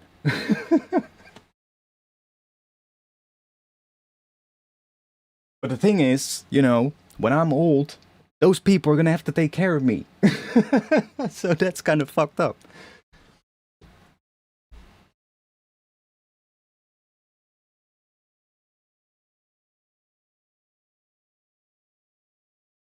It's just, you know, like, there's a reason why, you know, like, and you see it as well in, like, I guess, in, like, in colleges and universities as well, where people who are, like, PhD students, and they're literally using ChatGPT to just summarize papers and shit. And it's like, dude, there is a reason why you should be reading those things. There's a reason why you should be reading the books. And it's not necessarily about the answers that you want to get. It's about the process, you know, because that trains your brain. And that's what you need to do your job well if you go into like an academic field. Things are gonna get wild, believe me. It's gonna get wild. And I'm laughing about it, but it's probably not something you want to laugh about, honestly. But we'll see, I guess.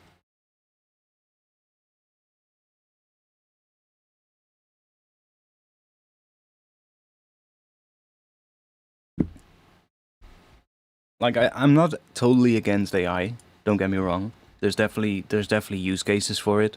But I feel like people are really taking it in a direction that is not good. Like, people are relying on it so much right now. Wasn't there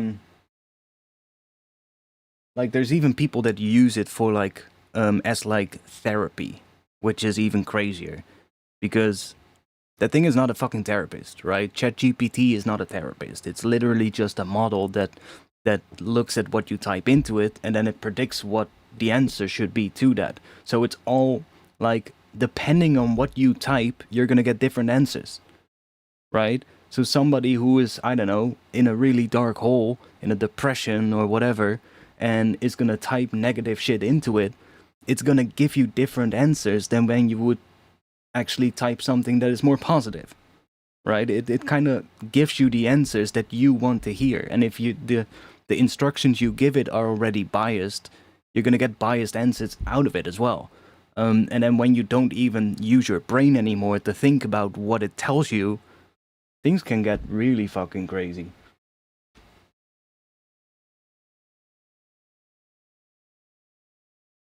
I wonder how long it takes before there's gonna be people dying because of it, you know? Because that shit could get really dangerous.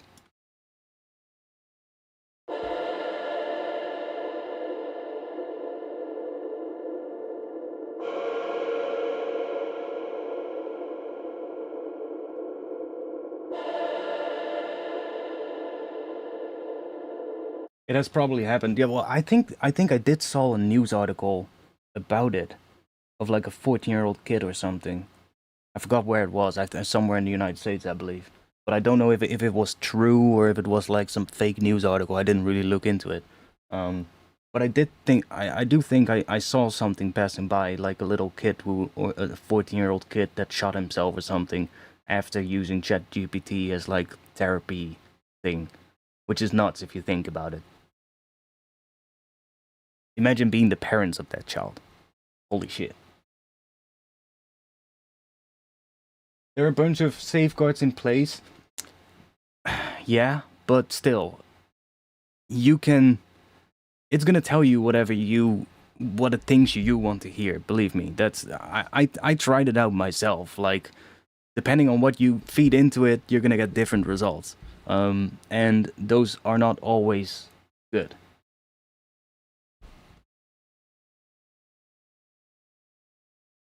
Plus, it sometimes also just tells you stuff that isn't even right. Sometimes it's just completely wrong. And that's the point, right? If it's wrong and people sort of like are not really capable of thinking properly anymore, and they start, like just accepting whatever it tells you, because that's kind of what this whole study was about that I was reading, was that they were actually seeing that as a result in the two test groups. They were seeing that the group that was relying on ChatGPT and whatever other ones there are, were not using we're not really analyzing the data that they got out of it anymore, or at least not as much as people would do that actually didn't use it. And that is only that was only after like a short period of time. Like, this is not a study that went on for years. This is a study that went on for like a couple of months. And they were already seeing differences between the two groups. So imagine this goes on for like 5 years. Right? Like, if they can already see that after a couple of months, then what happens after 5 years?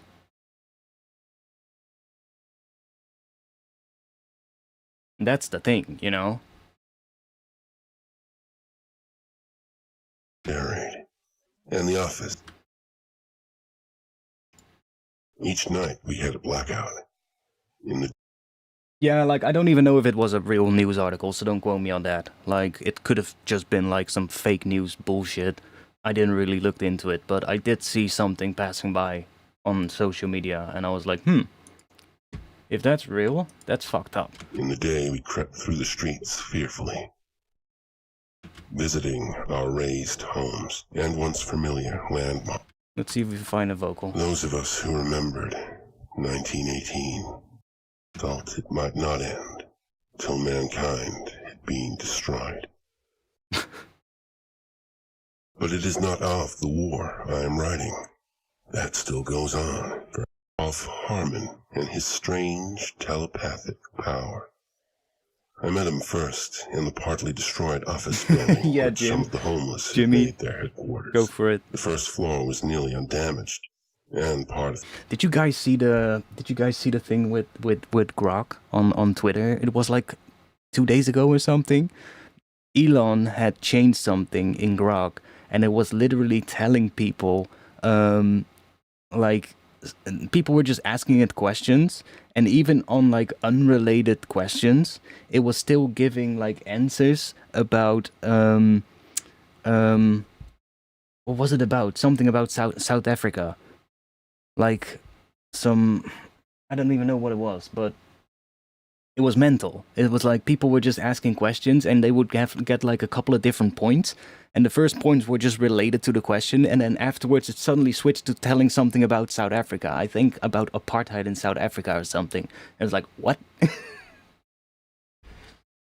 I think he changed it again now. It's fixed now, but still, like, what the fuck?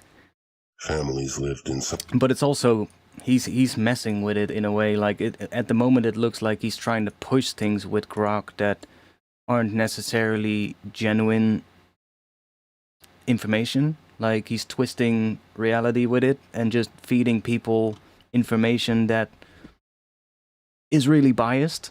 And also a couple of times I saw that was also pretty funny, where people were asking Grok about like what Elon had changed in it, and Grok would just give answers. You know, it would just tell him like, yeah, I got instructions to you know, say things like this or say things like that, and I was like, what?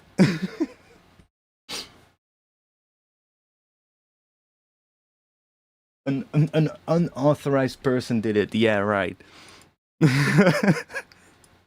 And you believe that? amid salvage. I've seen a couple of funny things as well, like where his own AI was literally turning against him, and I was like, oh my god, this is so funny. And for the lucky ones, army cots. There were pitiful attempts to make the rat holes home-like. A mirror, carpet, a picture or two on the walls. For the most part, however, we use the building only as a place to sleep. One looks for little more when at any moment the devastating shells may rush down out of the skies. I was alone. My wife and child dead in the first air raid. Oh, that's fucked. Can we find a good vocal? And the office, in which I had bestowed my blankets, was already occupied by Harmon, a lean, gaunt, nervous fellow, 30 or so, and a scrubby mustache. We made an odd pair, for I was short-set, stocky, and clean-shaven. Let me also do a little, because it has a lot of low end. Let me just roll it off a bit. Felt more like a wrestler than the physician I had been before. Our world ended with the undeclared war. Crises exclude formalities. I entered with my blankets. There was a question, a grunt, and a nod. And after that, the two of us lived together amicably enough, though with some disinterest. Now the office had belonged, I think, to an importer. What happened to him, I cannot say. What happened to him, I cannot say. What happened to him, I cannot say. He was probably dead. His desk was still there, and his stenographers, a typewriter, a dictaphone, and a transcriber. He amused himself by trying to repair these. No illumination could be displayed at night, of course. Soldiers were strict about that, or they were all called to the front. By that time, we had learned the theory of it's difficult when nervous strain is so intense and unremitting. We smoked a good deal, drank surprisingly little, and thought entirely too much. Entirely too much. Meanwhile, the war went on. Day and night we could hear the far faint unceasingly. And after dark, their flashes speeding like heat lightning over the horizon. Their flashes speeding like heat lightning. I just am gonna grab something because I don't want to spend too much time here.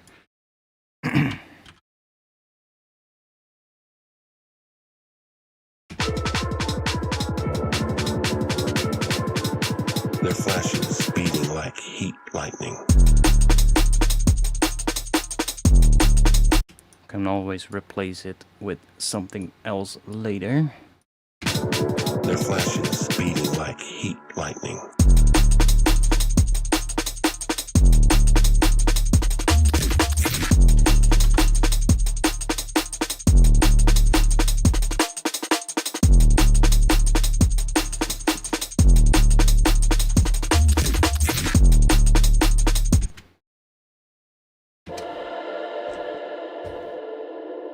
It works pretty well, actually. Like, honestly, you can just chuck most of these in there and it will still work. Like,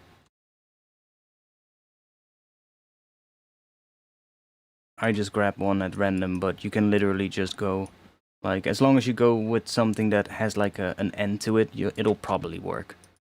Becomes unendurably sensitive. See? It doesn't really matter too much as long as the voice is good. It will work as a placeholder. Becomes unendurably sensitive. See?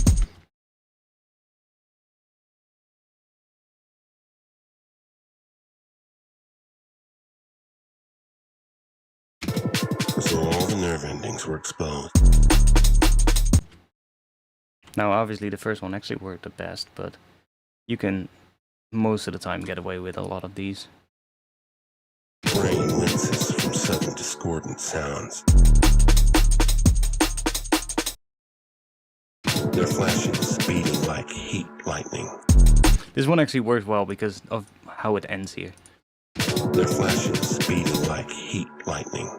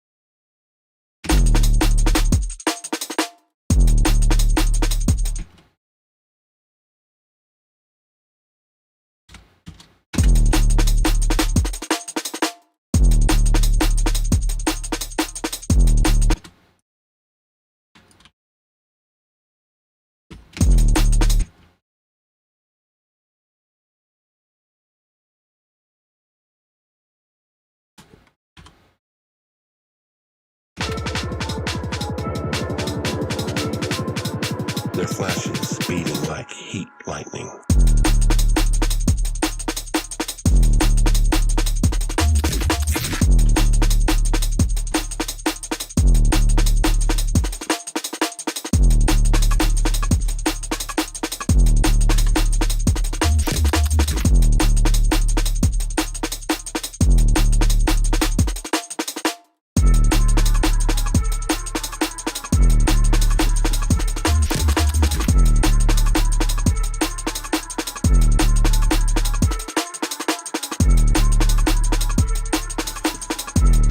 How long is this?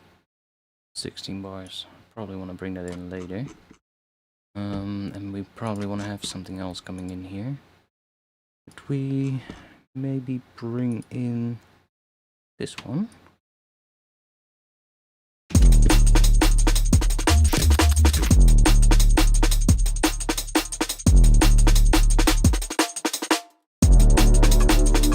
Oh, that's a bit much. I need to piss. So, one moment. You guys can listen to this. I'll be back in just a bit.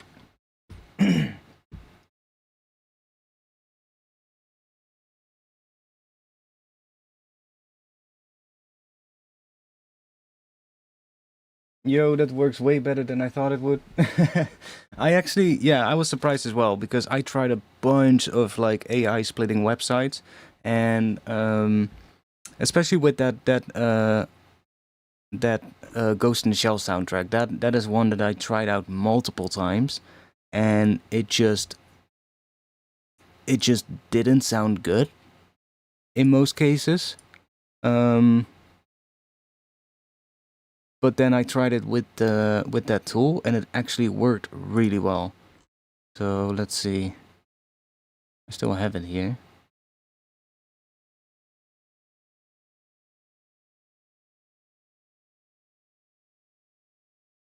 Like, there's in the original soundtrack of Ghost in the Shell, there's like that choir, and then there is like some really deep percussion, big percussion sounds in it. And I initially tried, you know, using EQ because the percussion is quite low and the choir is quite high, but there's still some overlap between the two. So EQ didn't really work, and then I tried stem splitting. Now, the issue I ran into with most stem splitting websites is that every time the percussion hit would hit, the choir would get quieter. Damn. Every time the percussion hit would hit, the choir would get quieter. That's a sentence. And you would actually hear it in the choir. And when I tried it with the that ultimate vocal remover tool, it actually did a much better job.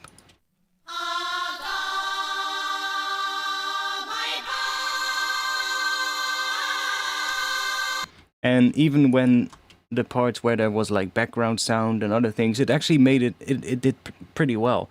And I also was able to get like the background sound, so just have the percussion by itself, which is quite nice because there's some cool percussion hits in there. And they're pretty clean. So, like, it did a pretty good job. And the choir especially, that one is just, I don't know, it's probably because of the sound of the choir, that most of those stem splitting tools just didn't work well on it. I find it works better if you just have like a regular track with like some pretty normal, quote unquote normal kind of vocals. But with like a choir, it usually just didn't work well. And it just started sounding like almost like that sort of like bad MP3 compression kind of sound that you get, because it would see the choir sort of like as part of the synths sometimes, but then other times it wouldn't. It would see it as a vocal, and then certain parts would be relatively clean, and then other parts it would just take part of the choir out and add that into the instrumental track and leave like a little bit in the vocal track, and it just didn't sound good at all. But with this one, it actually worked well. I used the ensemble output mode, where I just took a couple of models and then combined the final results, and that did it the best. I believe I also have the individual ones, and I think in those you can kind of hear that it's not always working well, but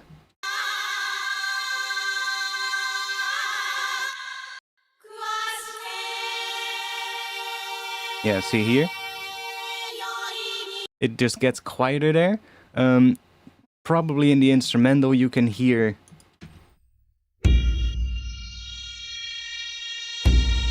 See? That is kind of what was happening with most stem splitting websites as well. But by taking those different sort of like models and then combining the output,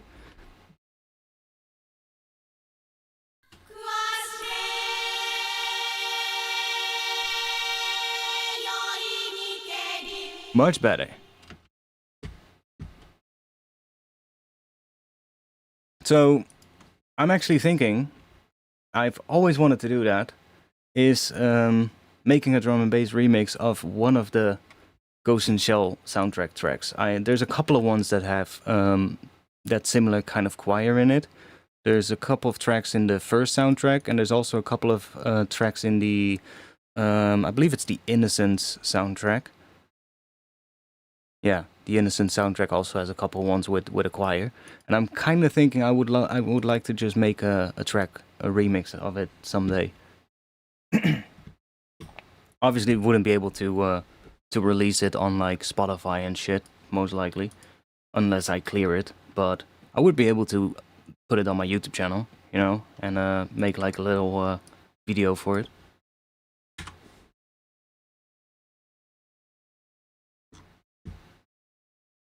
Anyways, I'm gonna take a short bathroom break. I'll be back in just a little bit, and see what we can do on this one.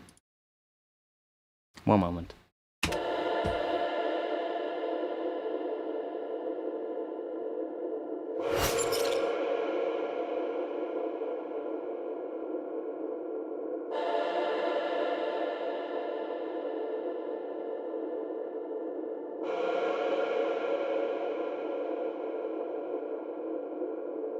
Their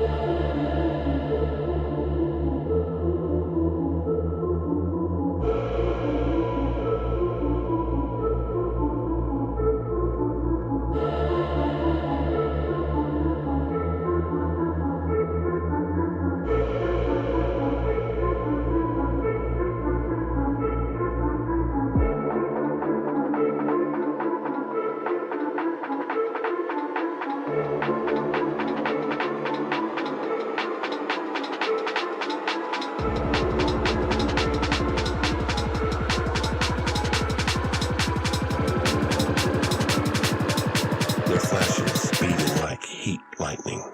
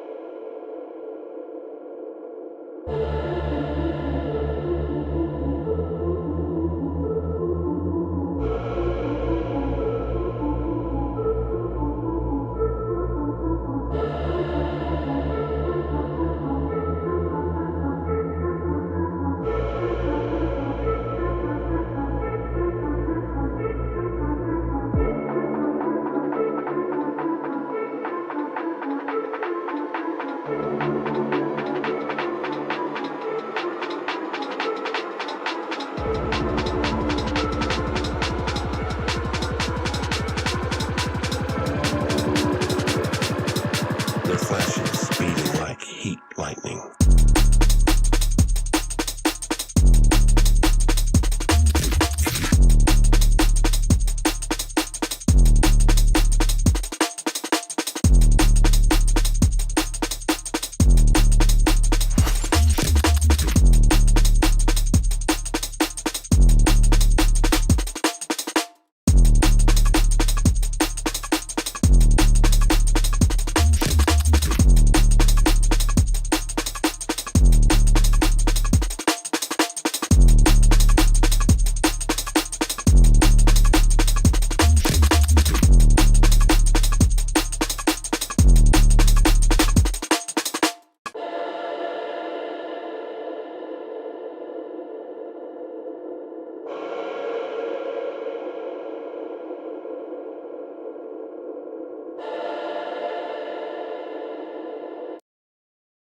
I'm back, and I also will mute the mic every now and then because I need to listen to this a little bit louder right now, so that I can hear properly what I'm doing.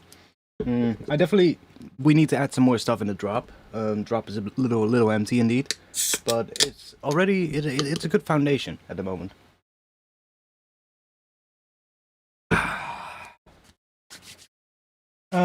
Pet Labor, I still need to watch it. I still need to watch it as well. I have a whole folder with like 80s anime, 80s and 90s anime that I still need to watch. But like, yeah, I grew up on 80s, 90s anime. Like, I I grew up watching, obviously, like when I was a young kid. I remember the first episodes of Pokemon coming on TV. That's from my youth. Dragon Ball Z after that. I kind of lost touch with it after that. Pokemon was like when I was a really young kid. I used to play those games a lot when I was a kid, like on my old Game Boy Classic and then a Game Boy Color.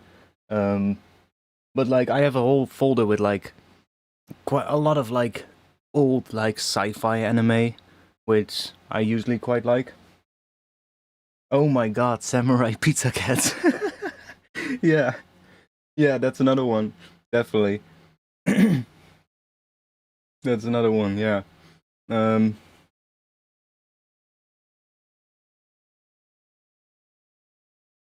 I actually had like a lot of the Dragon Ball manga as a kid as well.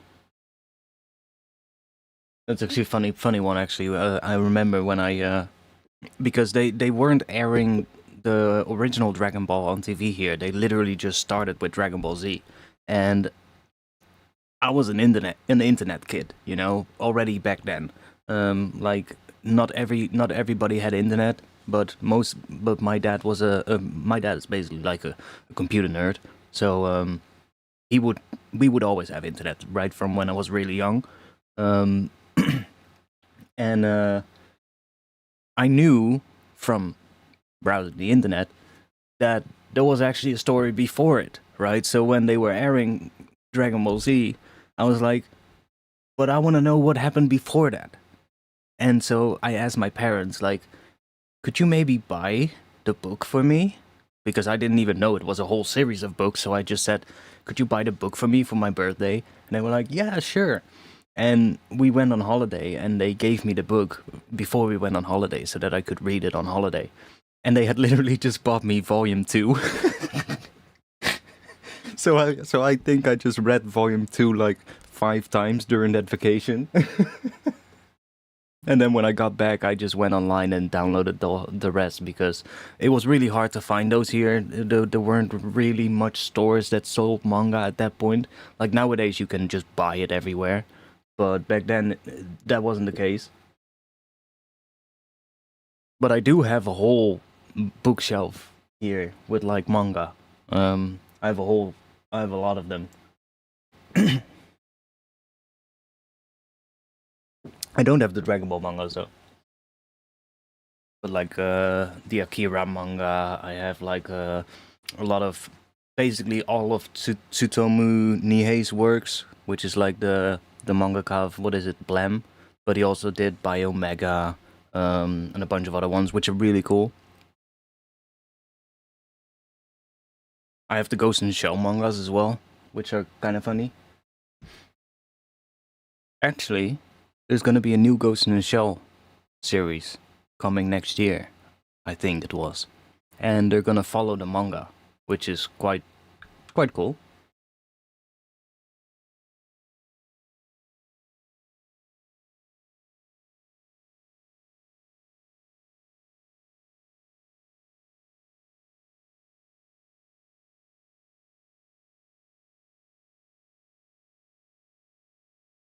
Yeah, Sefia, I think we are from like the same kind of time time period.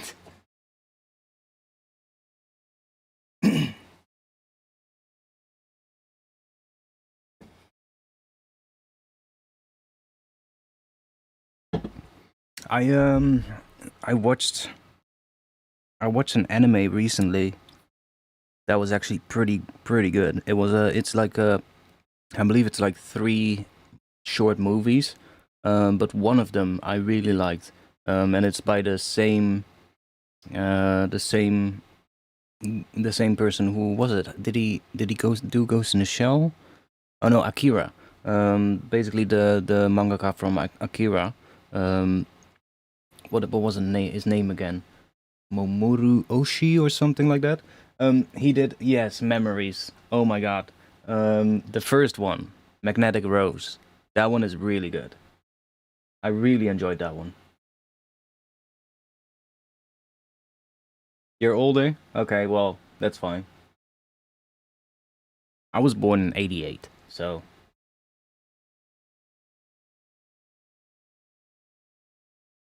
I also recently watched an even older one from the same director. What was that called again? Angel's Egg, I believe. That one is weird as fuck, but I kind of like it. You know, I love weird anime. You know, anime that's just weird. I believe it's called Angel's Egg, and I think he did that before Akira. That one is weird. Yeah, exactly. But I kind of like it, you know? I'm really not that big into anime, like the modern kind of stuff. I'm really not too much into modern anime. Usually the art style it's just too flashy, it's too colorful, and it just doesn't really, I don't know. I don't really like it most of the time. There is exceptions, of course, but Shadows of Fish on the Streets, yeah, it's a really weird one. The most recent anime movie that I watched, of like the most recent ones that have been released, was Tsutsumi. That one was pretty decent. It's the same director as Your Name and well, what is it called? Kimi no Naiwa, and a whole bunch more. The only issue with his stuff is that most of the stories are kind of the same. It's just a different setting, but most of the stories are kind of similar. So if you've seen one, then you've kind of seen most of them. It's just more because the animation is fucking insane and it's just really nicely animated. That's the only sort of like recent one that I watched recently, but most of the time when I see recent anime, like I'm just like, eh.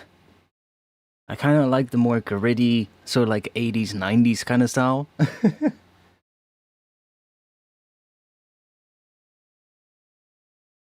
Props for being from 81 and knowing how to use YouTube. That's a good one.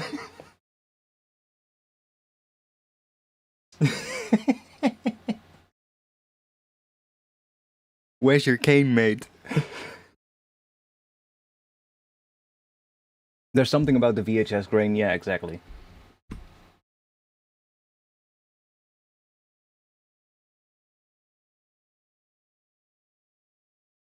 forgot what other ones there were.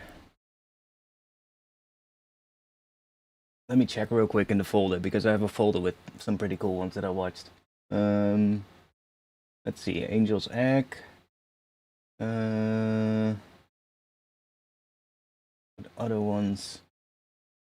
I also watched one called Robot Carnival, which is also like a whole bunch of short movies, but there's one of them that I really enjoyed, which is like some weird, well, I guess it's the one of the title of the whole thing. It's some weird sort of like carnival thing of robots, but it's kind of cool. The art style is weird, but if you can get over that, then it's kind of nice. Which other ones there are? Stuff like Demon City Shinjuku or the Minion Tank Police, you know? Those kind of things are pretty cool. I still need to watch Paddleboard though, so I'll probably get to that pretty soon. There was one other one that I watched not too long ago that was also relatively recent, and I really liked that one because it's loosely based on a manga that I own. What was it called again? Sonny Boy. Don't know if you guys know that one. But I have the manga that is kind of loosely based on. It's not called Sonny Boy, it's called The Drifting Classroom, I believe. And I really enjoyed that one, so I decided to watch that one. And it was pretty decent, even though it's more modern. But it was on the edge, though. It's on the edge of what I could bear. I guess Serial Experiments, Lane, Ghost in the Shell, Akira, those are all good. Fooly Cooly, that's another good one.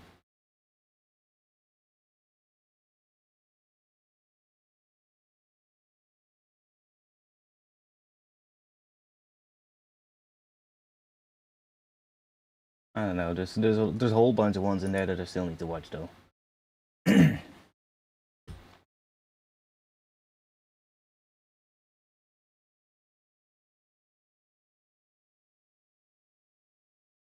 Yeah, the Ghibli ones I can also enjoy, but I haven't seen all of them though.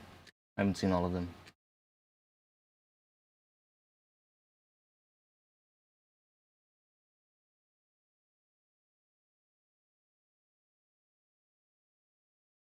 Club Dorothy, that sounds familiar.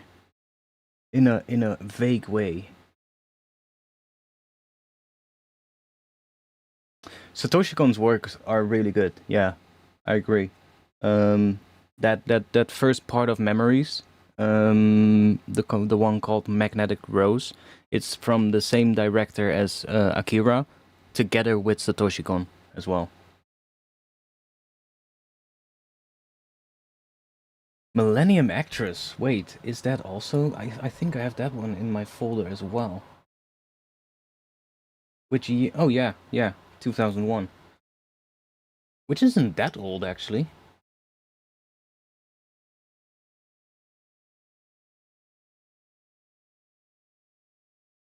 Initial D, of course. I have that one as well. I also watched a lot of like the Gundam movies, like over the years. Like I watched almost all of them. Which I'm usually not that much into mecha stuff, but the Gundam ones are kind of cool. Because I used to own Gundam like toys as a kid, you know. So I mean, that's 20 years ago now. Yeah, I guess you're right. Fuck. Time flies.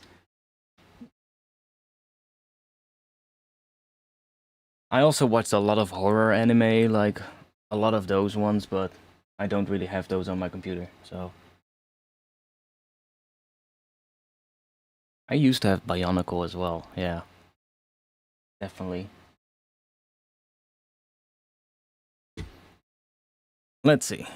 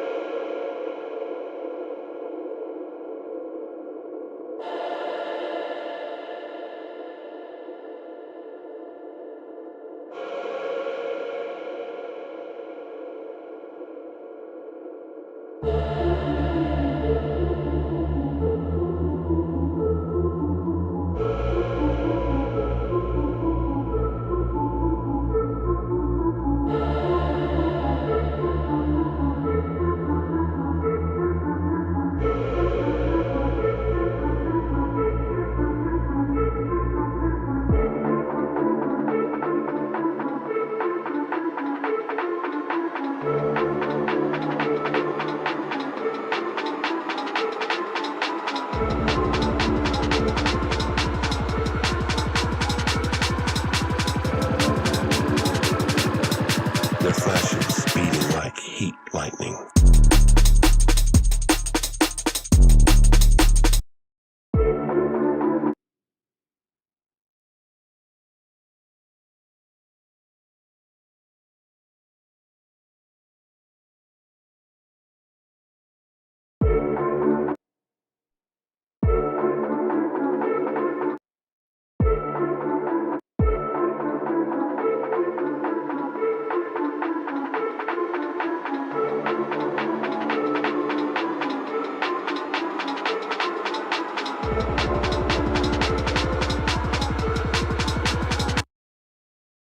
Later, Eris.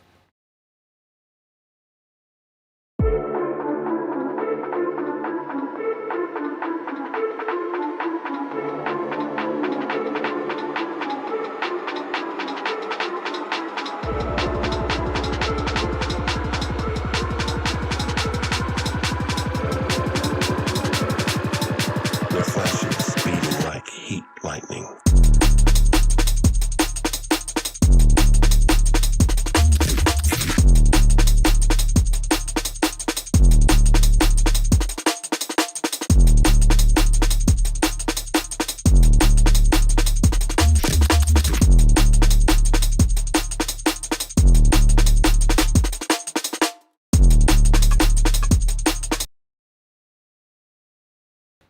This percussion, I don't really like it. I'm probably gonna find something else for that. Let's add a bit of saturation to the break. Maybe might even be good to group this and put that on this entire thing. Also, if I forget to unmute the mic, let me know, because I'm going back and forth between the mic muted and not muted, so that I can have my speakers up a little bit louder, because I need to be able to hear what I'm doing. if I don't want it to feed into the mic, I need to put my speakers really quiet, otherwise the mic picks it up. So, it is what it is. I don't really fancy working on my headphones today. So yeah. Let me go back to mute this.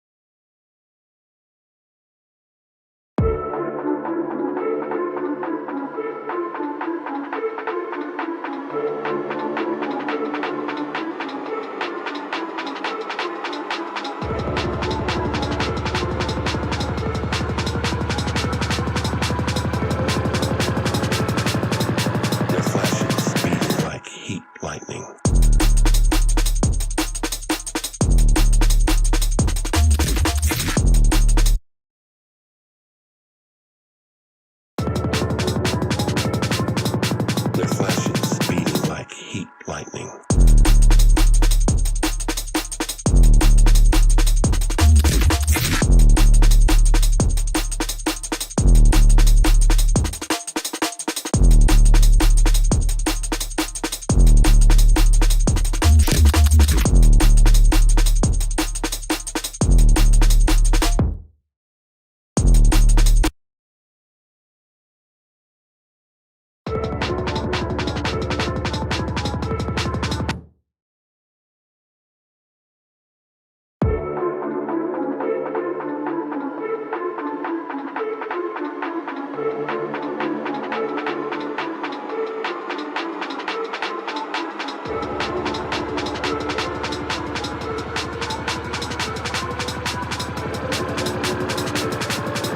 Their flashes beating like heat lightning.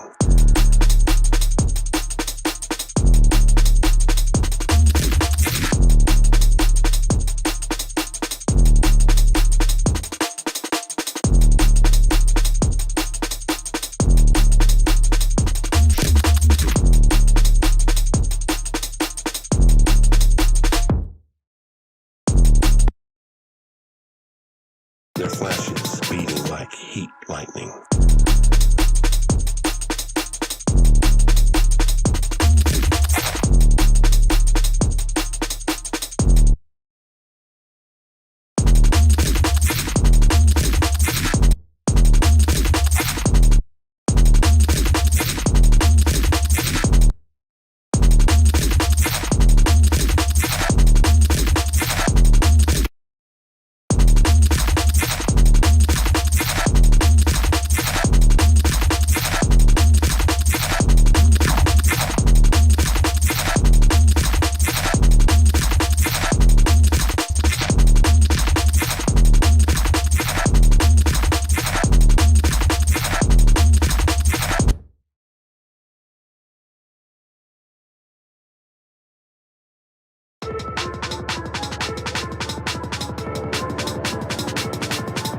Their flashes beating like heat lightning.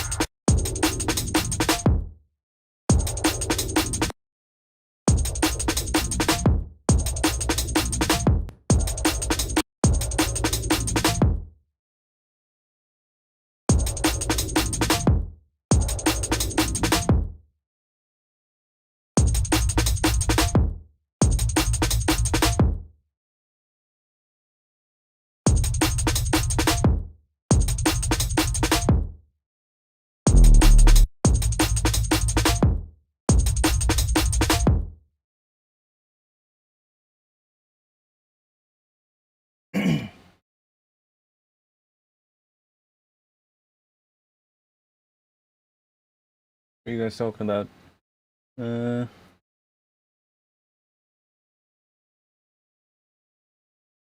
I saw an even weirder thing on Spotify. There's literally on Spotify, there are literally people that sell drugs. I'm not kidding. There's hundreds, if not thousands, of uploads on Spotify that are literally just sort of like podcasts that are usually talking about like prescription drugs. Sometimes it's not even a podcast. It's just uploaded as if it is a podcast with like a podcast title, podcast sort of like account. Like the image looks like a podcast, and then it's just some random fucking piece of music or even just some random fucking noise. Sometimes it is actually talking about stuff. But what it is, it's literally just a front to link people to places where they can buy prescription drugs, illegal drugs, and there's like hundreds, if not thousands of them on Spotify. I was like, what? I saw it recently and I was like, holy shit, there were like people on Twitter like going crazy, all like tweeting at Daniel Ek, like, what the fuck is this shit, mate? What the hell? Let me see if I can find it. There was like, it wasn't Twitter, I saw a whole thread about it and it was insane. Spotify, let's see, I should be able to find it. It was pretty recently. Oh, here we go.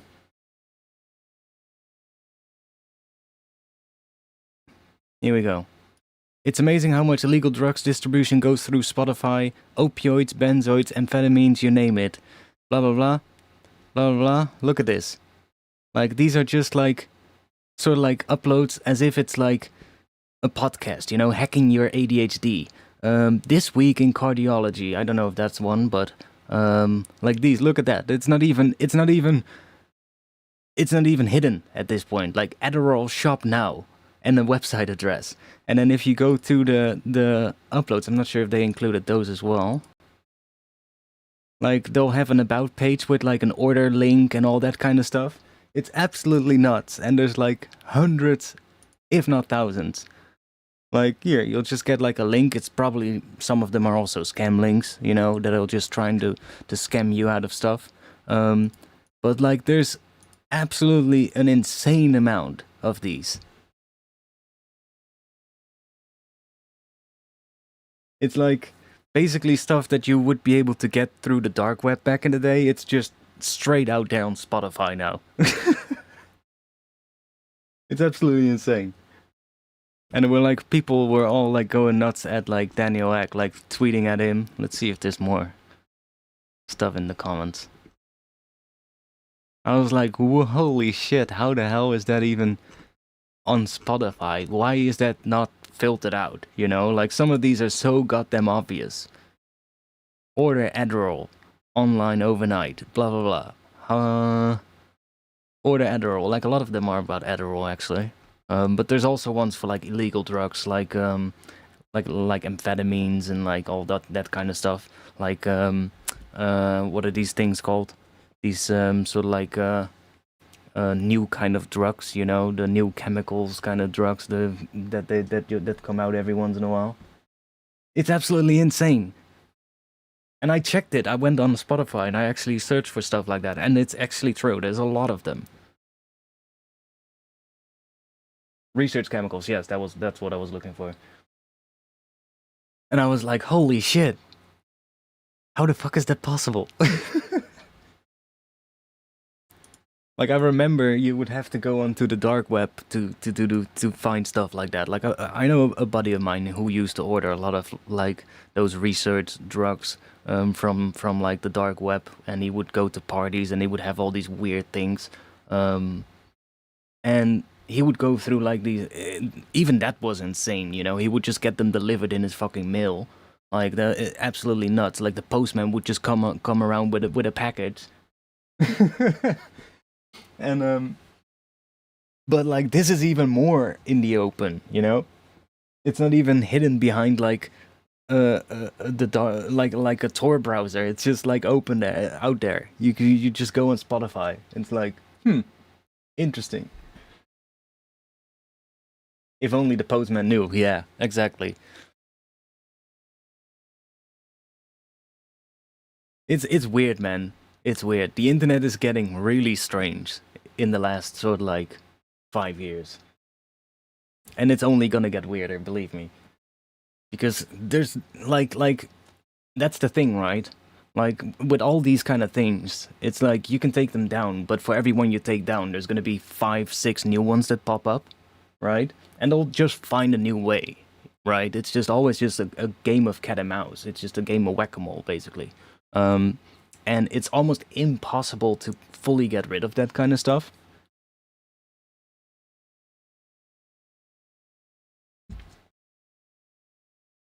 And it's the same as with like scams and stuff like that, right? Like you can fight it, but for every one you take down, there's gonna be like 10 new ones popping up. And there's always gonna be people that fall into that trap, right? I heard that the Netherlands wants to legalize cocaine. I don't know. I haven't heard anything about that.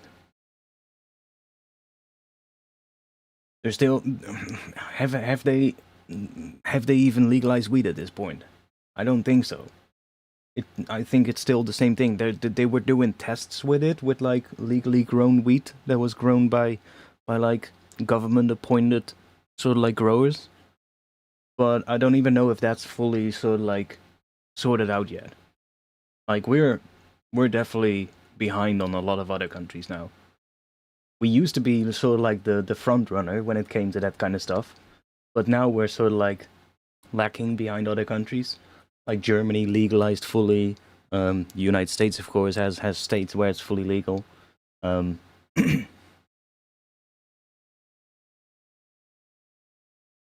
Here, though, it's still kind of a weird sort of like situation where it's technically illegal, but you're allowed to sell it. You're not allowed to grow wheat. You're also not allowed to import it as a shop owner, but you are allowed to sell it. It's the weirdest fucking sort of like scheme out there. But hey, it works. I think it's for tourism. I don't know. Like I haven't heard about it though. Yeah, Thailand is also Thailand has been like a while, I believe.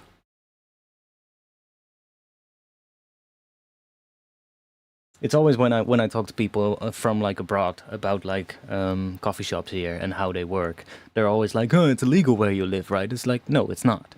It's tolerated, which is something completely different. It's kind of legal, but also not. If you run into the wrong cop that just wants to confiscate it, he can do that, right? It's like technically you can just buy it everywhere, but a cop can still search you, and if you have a cop that just, you know, I don't know, is a corrupt piece of shit and wants to smoke himself, he can confiscate it. Because it's technically still illegal. It's such a weird, sort of like, such a weird law, how it works out here. The one thing that I always tell people, though, if you do run into a cop here that wants to confiscate that, just tell them that you want a receipt. Because they legally have to give you one if you ask for that. And usually, they'll just let you go. Because they don't want to do the paperwork. That was always my way to get out of that, you know? Just say like, yo, yeah, sure, but hey, I wanna have proof of that. And then they'll usually just be like, okay, just go. And then you also know it's like a corrupt piece of shit cop that just wants to have a smoke himself. You know? You definitely have those. But it's a weird way of how it works here, because everybody abroad thinks it's legal, right?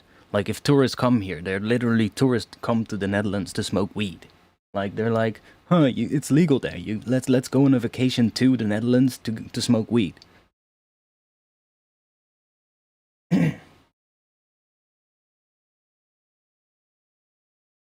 Like technically you're not even allowed to smoke outside. Like you are allowed to smoke it inside of your own home. But if you go to Amsterdam or like any of the big cities, Like, people smoke outside everywhere, but technically it's not allowed. And if you are a tourist and you come here thinking it's all legal and you're smoking your joint in the park and a cop walks by, he's gonna give you a fine most of the time. Like, maybe in the big cities a little bit less, especially Amsterdam probably, they're just gonna be like, oh, whatever. But like in some of the other cities, they would probably still give you a fine because it's not allowed.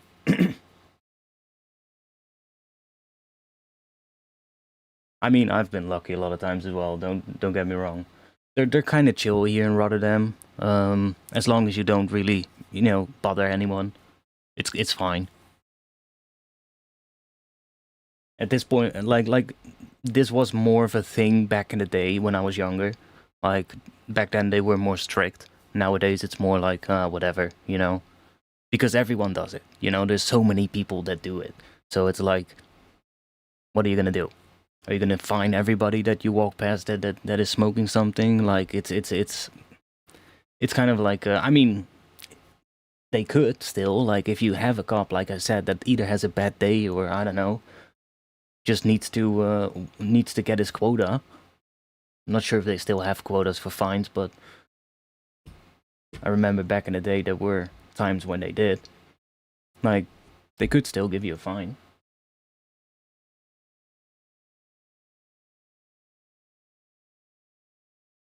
It's a weird it's a weird thing.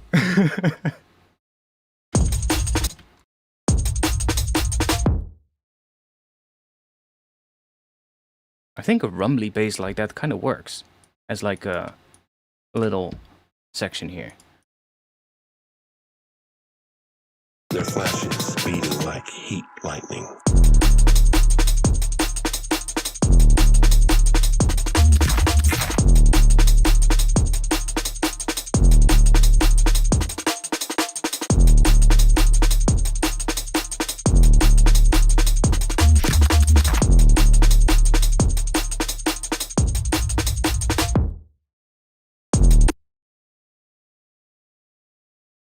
Their flashes speeding like heat lightning.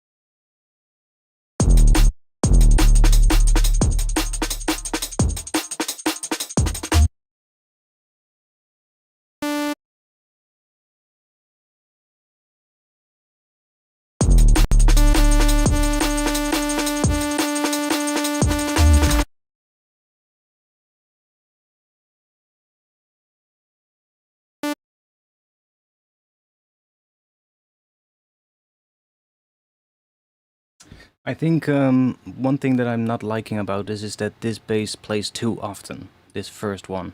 So I'm taking this one out, and I kind of want that bass to sort of like flow into another bass, if you get what I mean. That is more sustained, or more sustained, has more like mid-range, I guess. Not really fancying making a patch with like synthesis, so maybe we'll be able to find something in the samples here that works. If not, we will have to synthesize it, but we can check. Let me just search for bass. See if we can find... We can use the granular thing and kind of still do a bit of synthesis like that. Just a different kind of synthesis, I guess.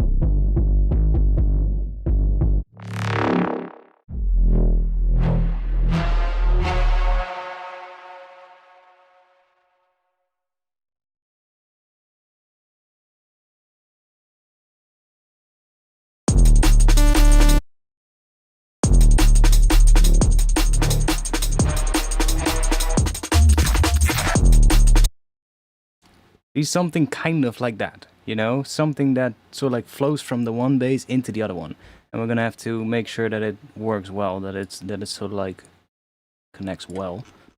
Not sure how this works now. Let's just look at it.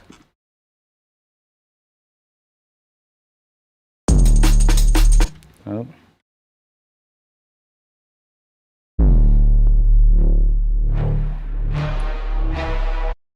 See, that kind of works, see?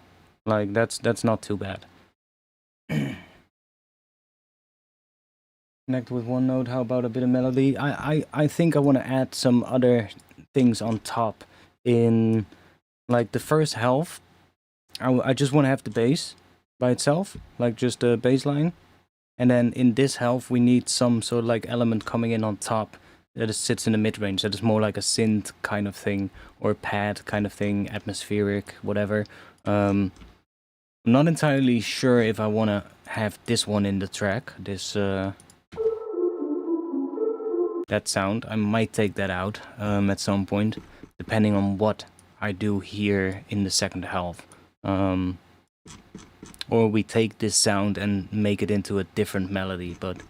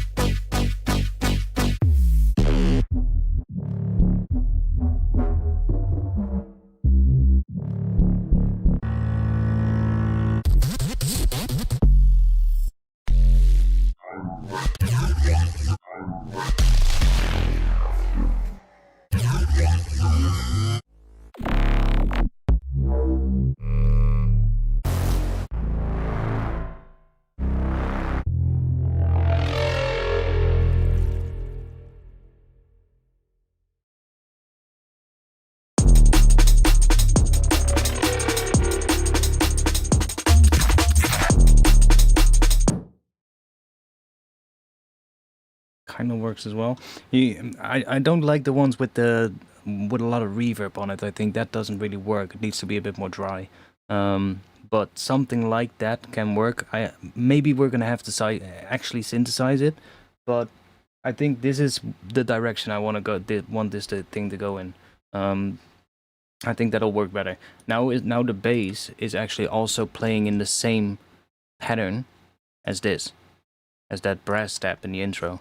See, it plays every, what is that? Every 4 bars. That bass hits, and that's also the case in the intro. With the brass, it's also 4 bars. Yeah. So it kind of starts sounding a bit more cohesive there.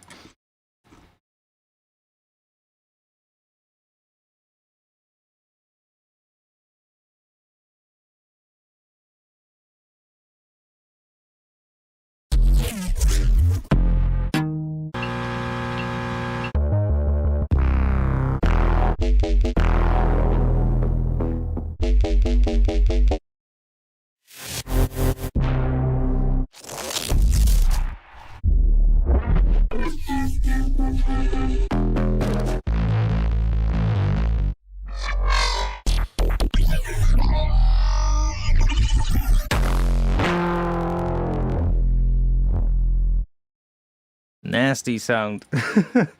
Let's try that one.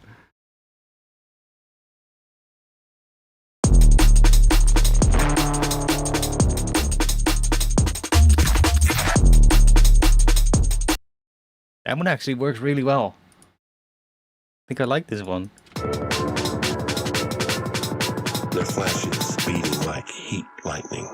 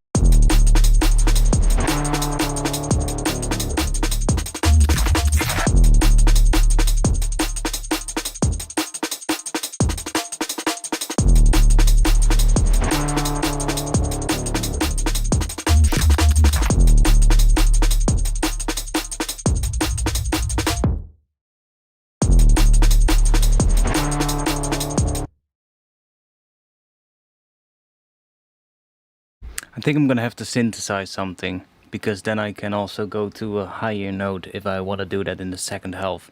But something like this could be nice. Like that's why I like Current a lot, because you have all those samples. It's really good to get ideas, because I can just quickly try this out and see if I can find something that kind of works, and then afterwards go back and actually synthesize something like it. But this is just a lot easier to find ideas, right? As opposed to having the sound design patches and then, you know, as you go trying, oh, now I need that sound, now I need that sound. You know, and every time you're kind of breaking up your workflow because now you have to sound design a patch again. Whereas with this, you can kind of just quickly try some stuff out.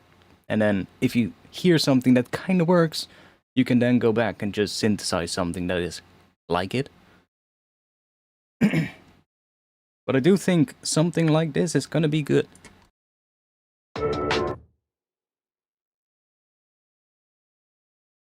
I could even go here and let's go inside of Current and let's do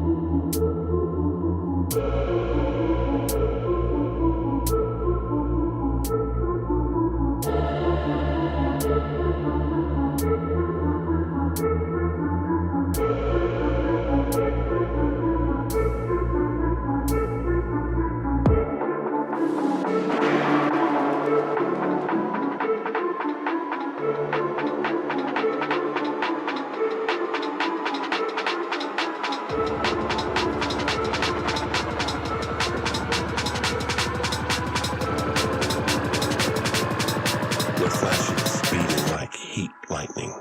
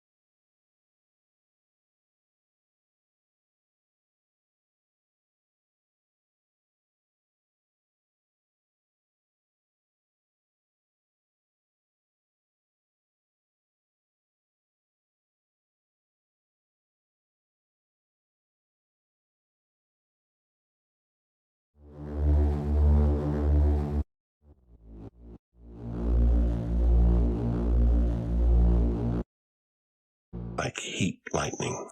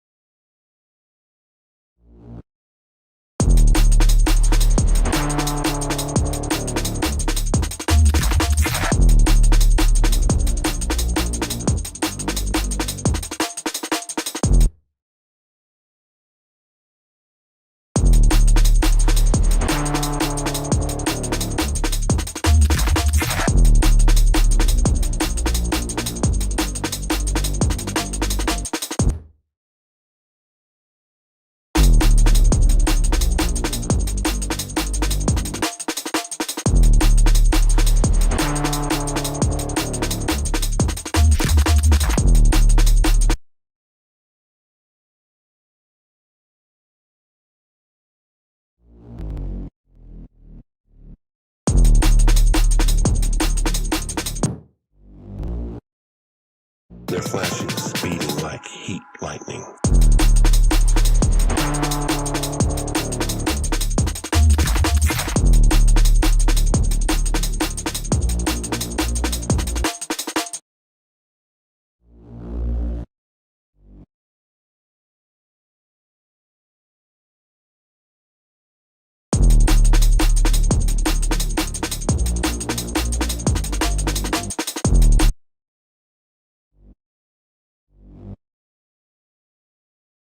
Like heat lightning.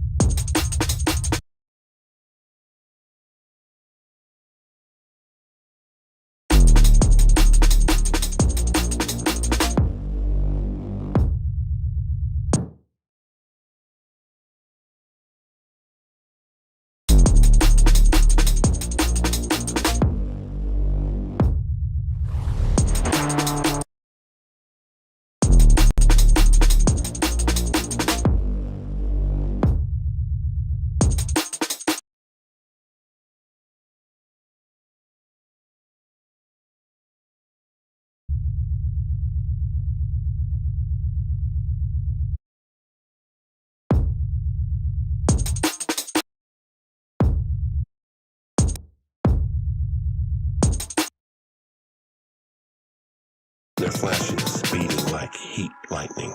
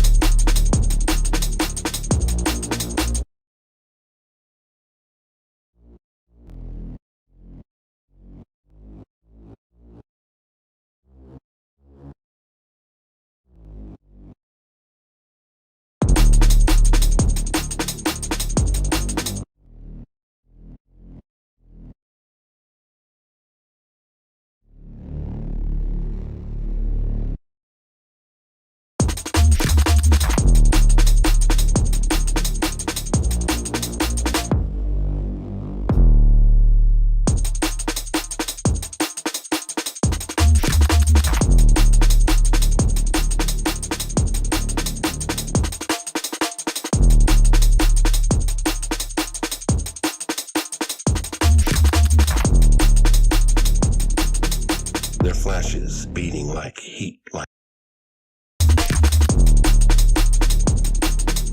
Their flashes beating like heat lightning. Beating like heat lightning.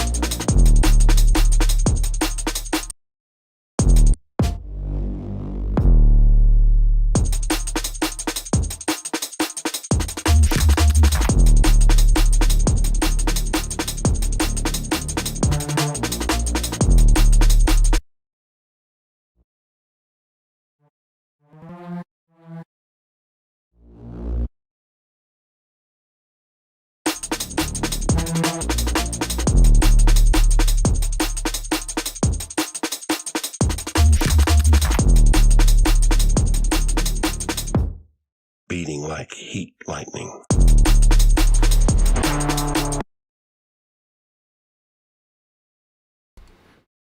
Did I record something in here? Oh, I did, huh? Okay. I need to piss.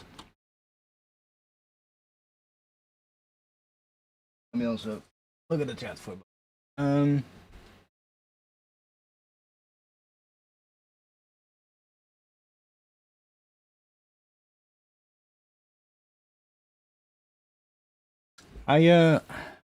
I'm usually not that big of a fan of health time sections in drum and bass tracks. I don't know what it is. I do like health time tracks on its own, but usually not when it's in a drum and bass track. Like, there are exceptions, of course. Reaper does it pretty well sometimes. He sometimes does it really well, where he just switches to health time for like 8 bars or something, and then goes straight back into drum and bass. And it sometimes actually works really well. Oh, wait, here, this thing is muted now. Let me do that. But it's very rare that I will find a track where it goes to health time in the drum and bass track and I actually like it.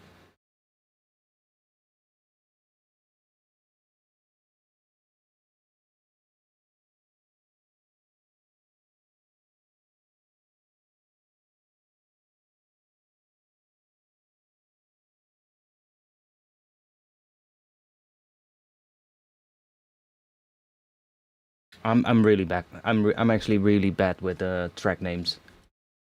Like, a lot of times I can't remember the name of a track. I might remember which artist it was, but I a lot of times cannot even remember what track it is. I'll have to go and look into the artist catalog and listen to the tunes and be like, oh yeah, that track. I do like 4x4 parts. I do like that. Like when people go to a more like a techno section or something, I like that, actually.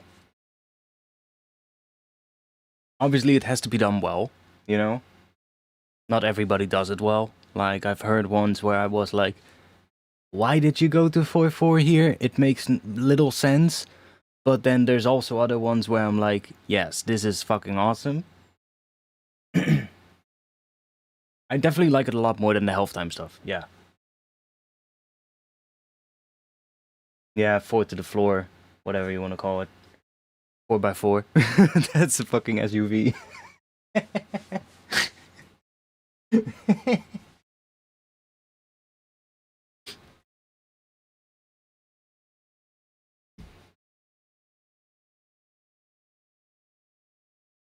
I also like it when another thing that I really like is when it's more like a regular drum and bass pattern. So like right now I'm doing a more like well, you know the pattern I'm doing, right? But if you have like more of like a pattern that is just like that, and then I guess that, like if you have a track that does something like this.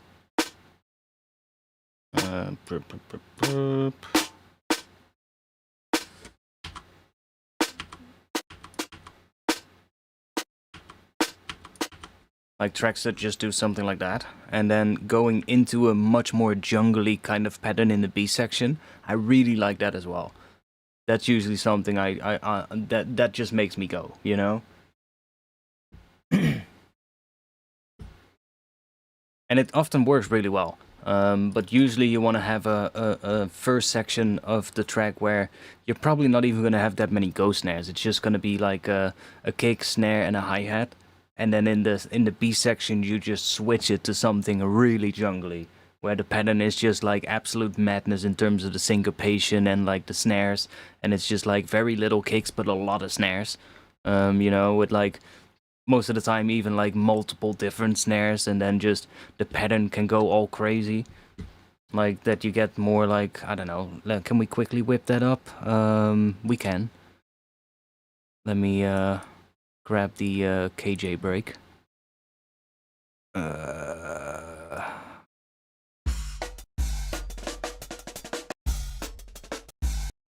Like having a, oh fuck. Not MIDI, audio. Where they'll have like a section where it's just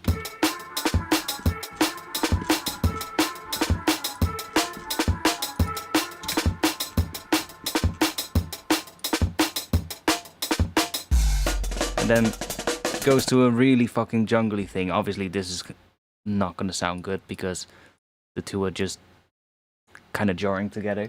But you get what I mean, right? Where the first section is just really just straightforward. Like, might not even be that much heads, but just like one head in the middle here. No ghost snares, just one head in the middle.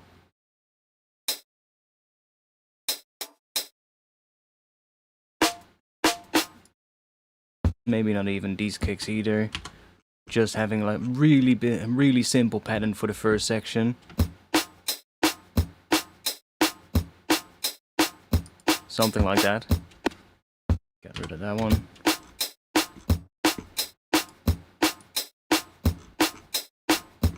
And then obviously then at the end you want to sort of like have a little gap. And then go into a really jungly pattern after that. Or like maybe even have like this section longer so that you have like, I don't know, 32 bars of like this kind of a drum pattern. And then in the last, or in the second 32 bars of the drop, or 16 bar sections, depending on what works, go into like a really jungly kind of thing.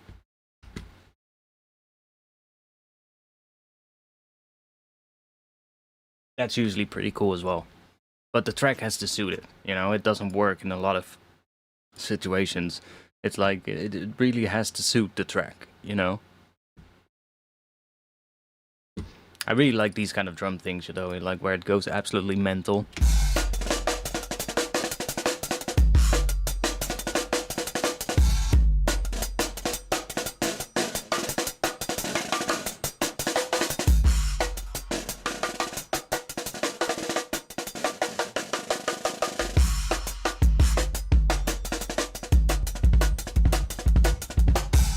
I love drum patterns like that. It's so fucking awesome. That's where it can go into a trance section. Yeah, I guess. Also, it's 1:37 a.m. Definitely gonna have to switch to my headphones because people are gonna go to bed here. But I'm gonna go and take one last piss and see if we can maybe work a little longer on this. I'll be back in just a bit. Might do some sound design, see if we can make some cool bass sound for that sustain thing that comes as a response after that first 808 kind of bass. See if we can sound design something just to end the stream with. I'll be back in just a little bit. I'm more of a barebone dude. I love that too, you know? I love that too. Like, just really, who does that a lot? I was listening. Well, I was listening to like, I also really like the more minimal drum and bass. You know, like the stuff that Envy does, for instance. He does a lot of these minimal tracks, where the drums are literally just like what I just did here in that first section, where it's just literally just like kick, snare, and then a hat, and then another snare. There's not even a second kick in there. It's just really minimal, and then the bass is just carrying all the weight. Simila does that a lot as well, for instance. And there's a ton of people that do that. Like, the minimal drum and bass stuff is really big at the moment. There's a lot of tracks coming out in that.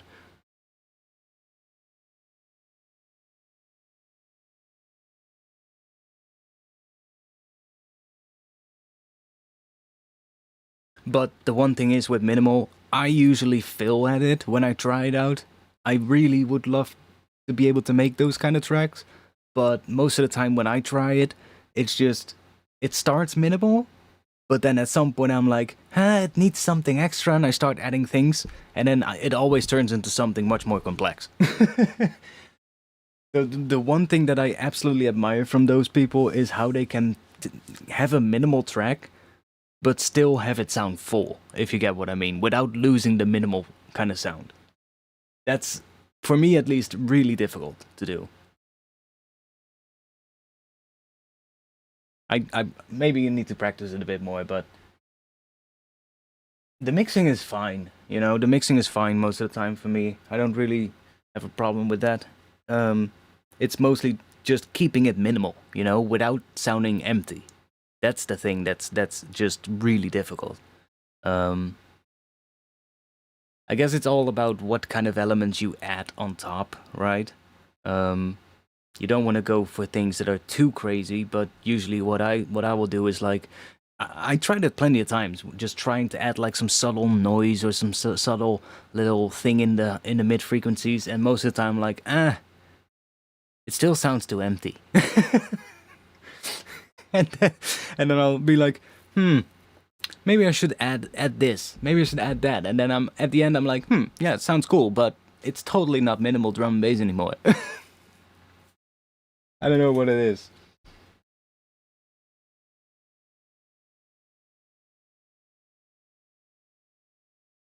And then I'm listening to tracks, you know, and I'm like, yeah, to other tracks, and I'm like, yeah, that sounds really minimal and sounds fucking full still.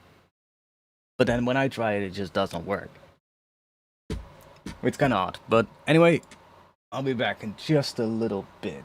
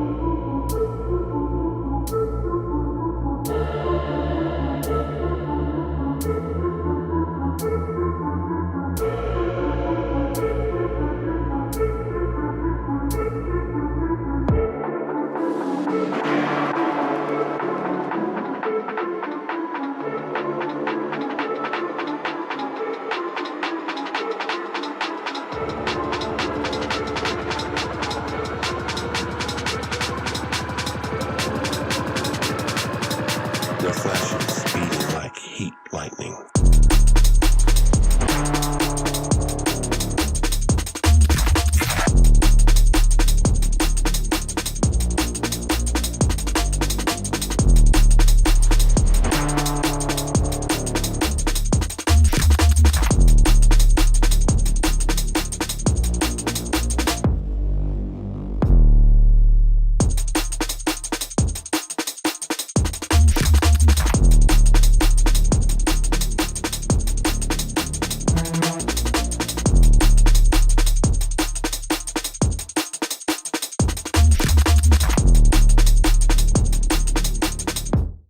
Beating like heat lightning.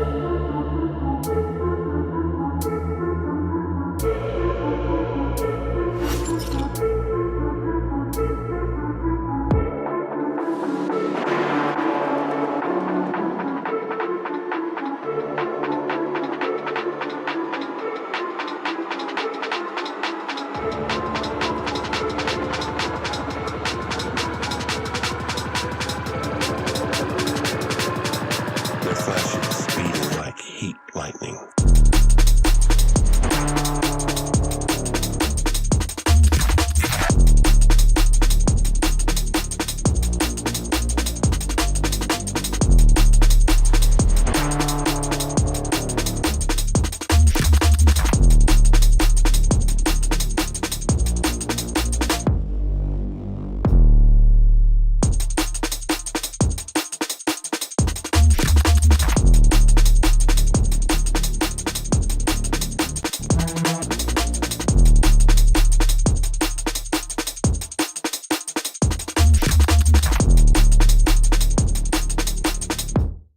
Beating like heat lightning.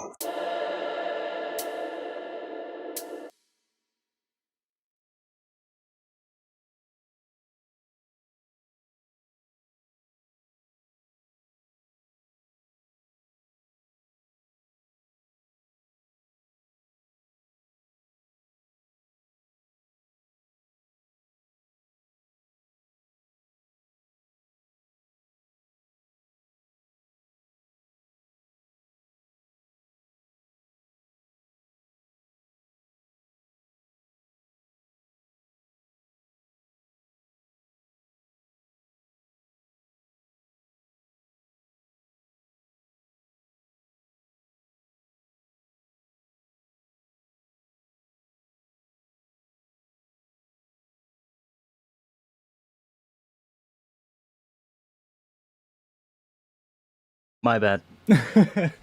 I was talking about the mixdown thing, like long sessions for mixdowns. I usually find doing a mixdown is best if you do it in a short session. Don't spend hours tweaking things. Just do like a rough mix, bounce the thing to audio, take a break, go outside, I don't know, come back to it the next day, or a couple of hours later, and listen to it and see if you like it. If you don't, try and improve it in another short session, do the same thing again, take another break, listen to it again the day after. That's usually the best way to do that. Because if you spend hours and hours just mixing, most of the time you're either going to completely destroy the thing, you're going to overcook it, or you're just going to sit there for hours tweaking things with like minuscule kind of dB boosts on an EQ, and you're just wasting time. At least that's my experience, you know? Could you in the future add a visual EQ on the short break screen? Maybe. Maybe. I'm not sure how I would do that though. Because that would have to be something that runs live. I'm not sure how I would do that.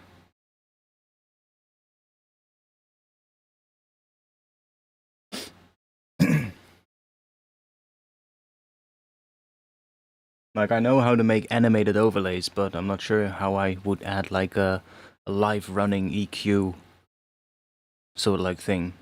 I'm not sure how I would have to do that. To try, but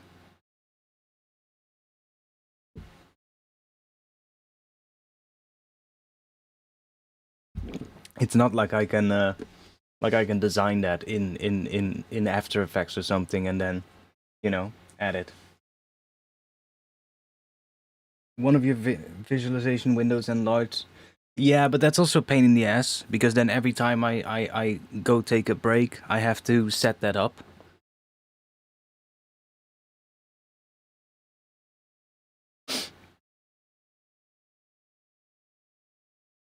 So that would be kind of a pain in the ass to do.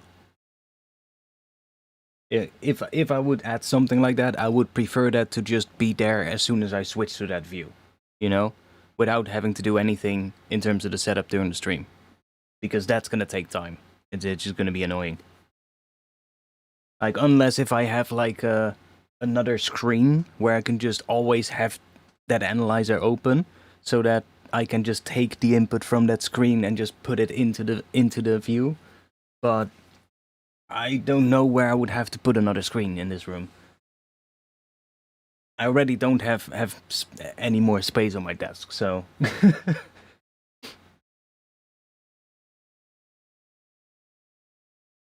Is it disabled right now, though? What do you mean?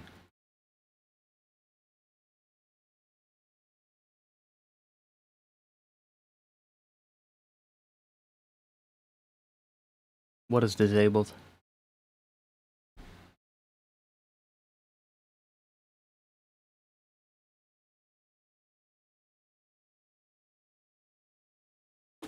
Also, let me grab my headphones for a little bit so I can actually keep talking to you guys.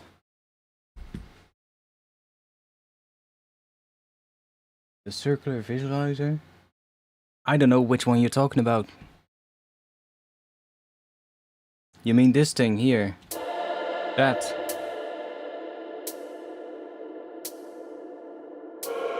Like, yeah, that's on the bottom of the screen, but, you know.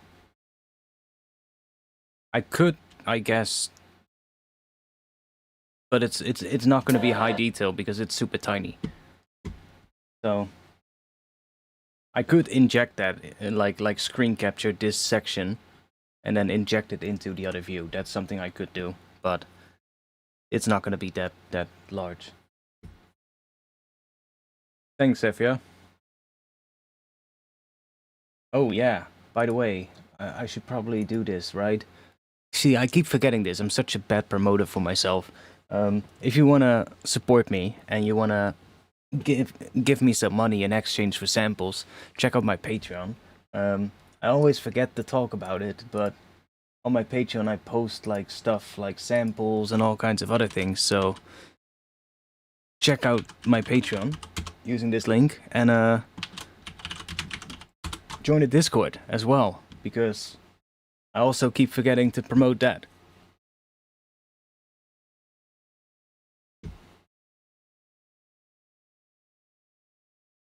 I'm still waiting when you finally switch to Bitwig. I will probably try it out at some point, but I'm just happy with Ableton at the moment, you know? Especially since Ableton has been doing the newer updates. Like, lately Ableton has been on fire, so... And there's another update coming, actually, so I'm kind of curious to see what that's gonna be. Well, I know a couple of things that are gonna be in it. We're gonna have a new autofilter design, and I believe there's some other thing coming, but I don't know what.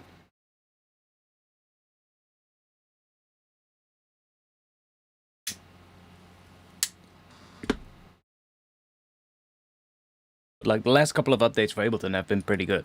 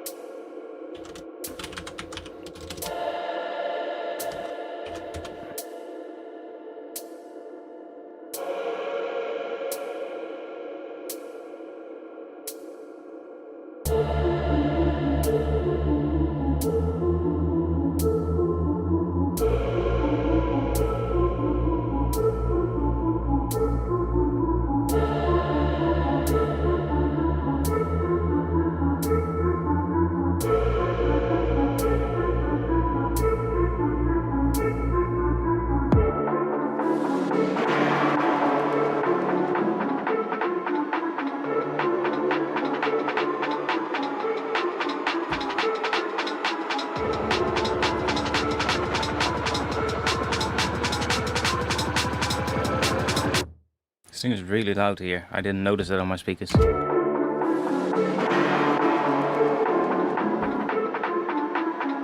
also, it's almost inaudible here because of the sidechain. Because of that kick sidechain. Probably don't want that here.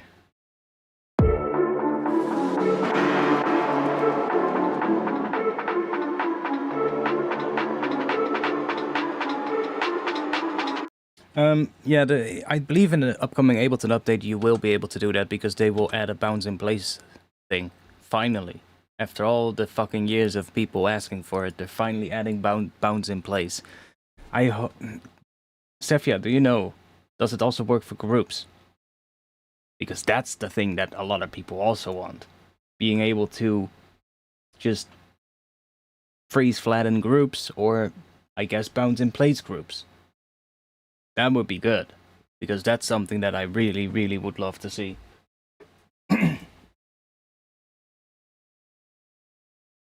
don't know if that's also going to be possible with the new bounce in place thing.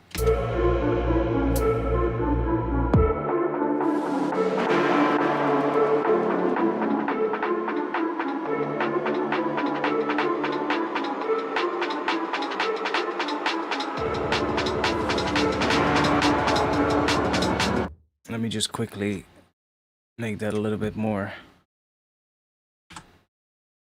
quiet here, because without the sub it's kind of loud.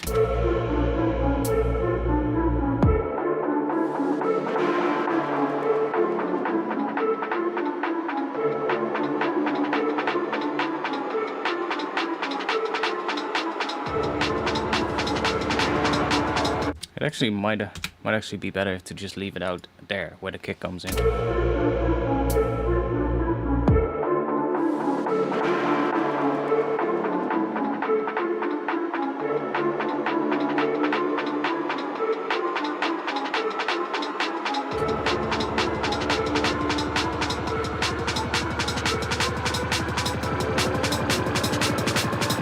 The flashes speeding like heat lightning.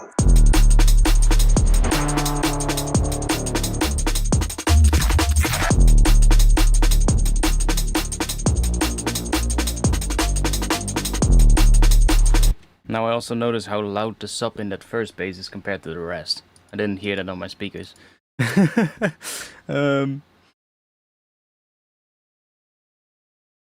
sub might actually be a bit too loud.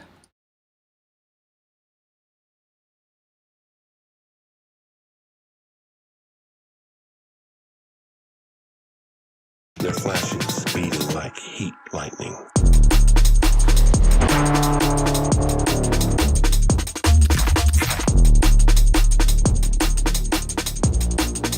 This one is too quiet, but I also want to replace that one with, I guess, a reeds that I made myself, because that's going to be easier to control. But it'll work for now. Let me just crank up some distortion on it.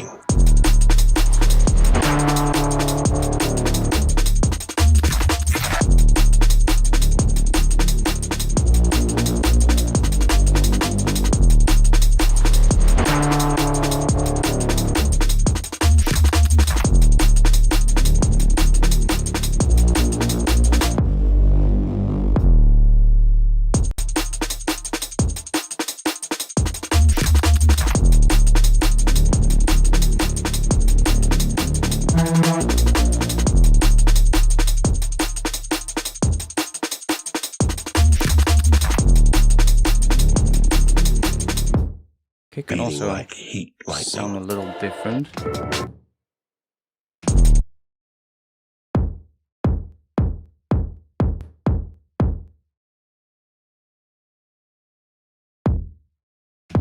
That helps.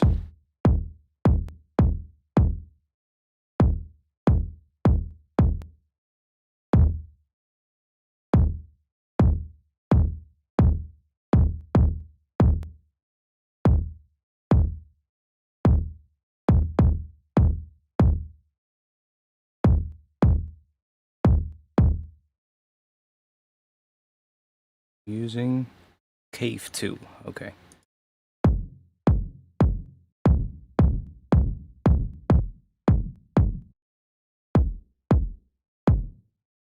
Can also try bring up the size a little bit.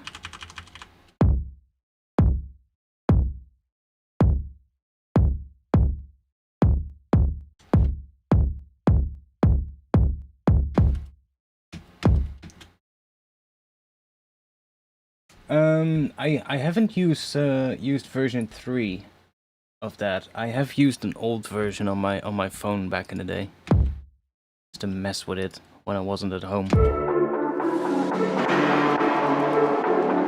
Jesus Christ! Now this thing is even louder.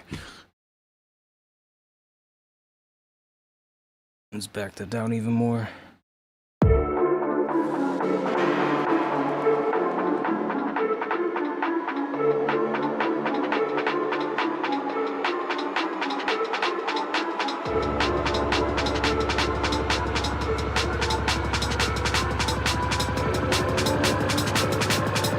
Their flashes speeding like heat lightning.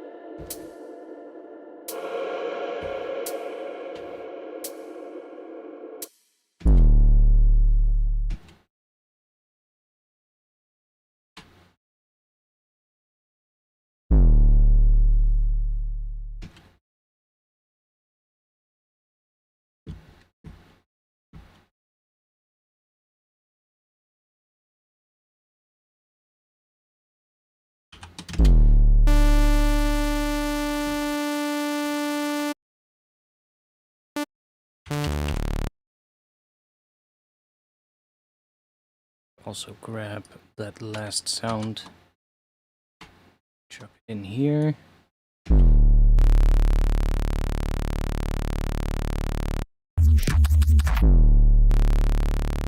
Such a weird sound, that. But it kind of works. It's kind of an interesting sound. On its own, it sounds really weird, but in the mix, it kind of works.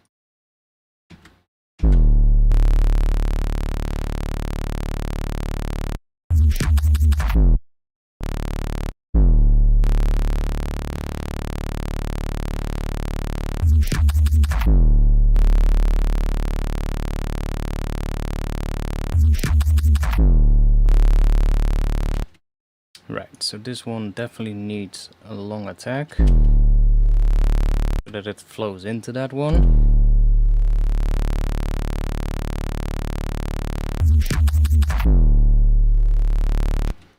Like maybe I'll even be able to start it earlier.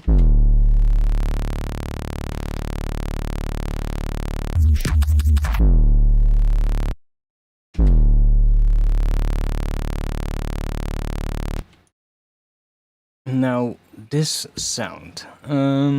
I've actually been making some other weird sounds. I don't know. Let's see. Let me just duplicate this.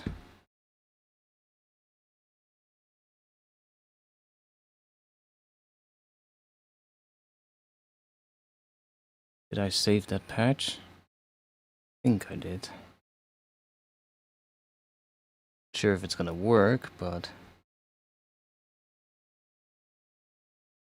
well, we can see what I have in here. Oh. Wait, I'm in the wrong one.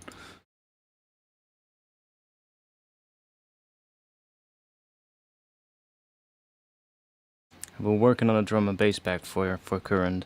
Been making a bunch of patches for it.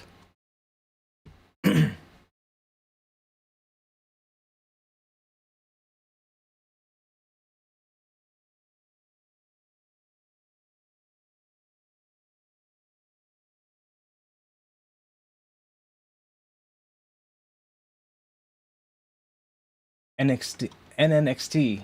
Damn, I've used that one quite a lot as well back in the day. And Maelstrom, holy shit. But if you look at the interface of Maelstrom now, it's like, holy shit, that thing is outdated. It was a cool thing to use back in the day though. Like I had Reason 1.5 back in the day.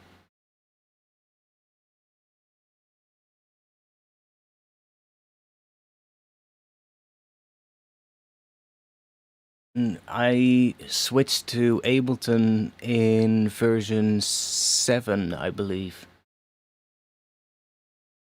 I once started on Fruity Loops 1.5.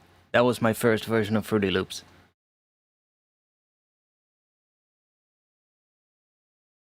Which was even more ancient. That was such a fucking like honestly it still had quite a bit of things that it has now, but it also has a lot more stuff now. Back then it didn't even have like, I believe you only had like the pattern thing, and then it was just like, yeah, it was a pain in the ass. It was still it was actually still called Fruity Loops back then, you know? But yeah, I've been making some patches for Current.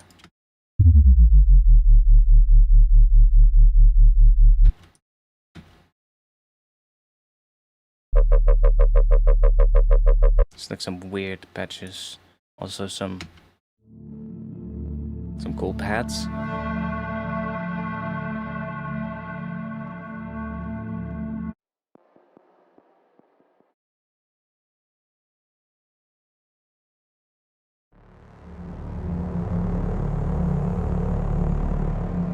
I guess this note is too low for this.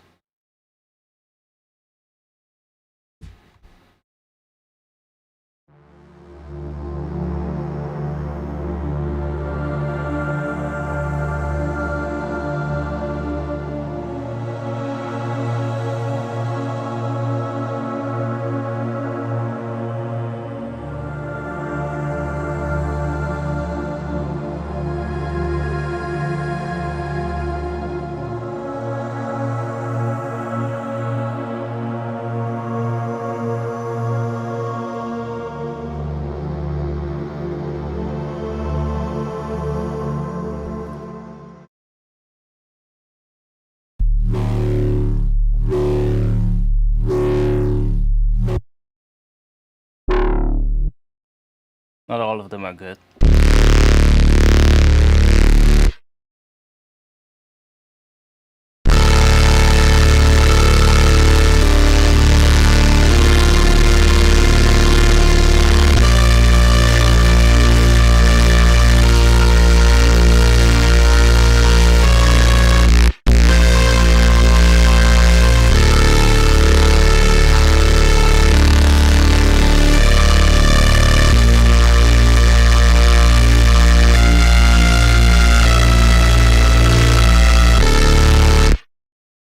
That one definitely wants a low pass, but you get what I mean.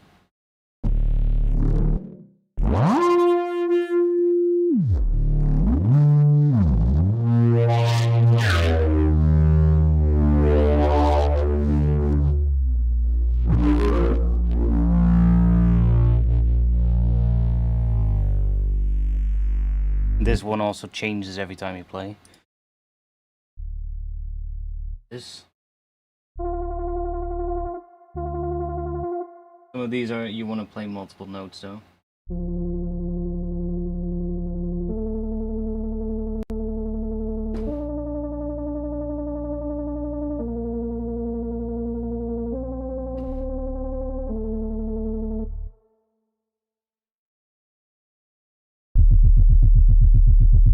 Wait, ones like that. Freeze.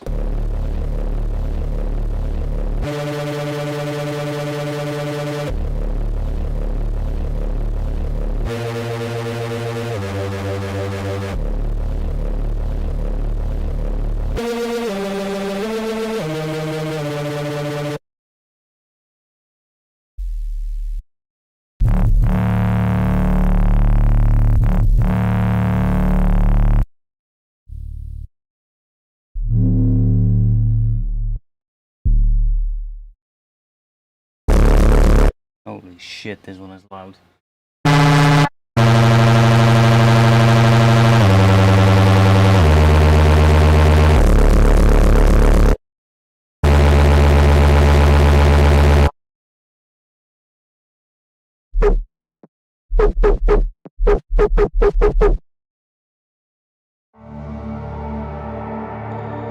Some of these atmosphere are actually turning out pretty nice.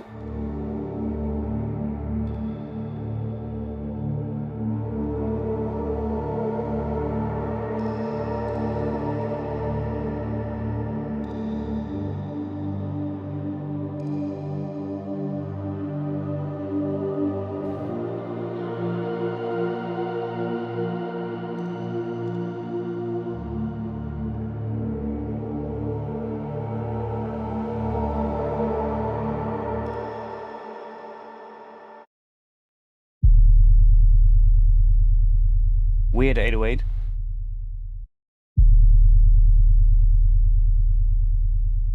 I believe that one is done with granular engine. Oh no, it's not. How is it rumbling then?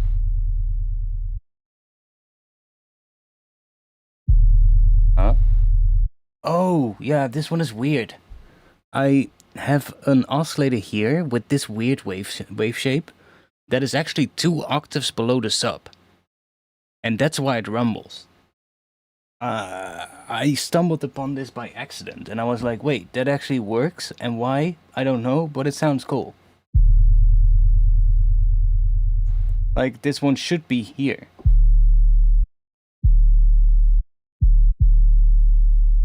But it's actually 2 octaves too low, in a sense.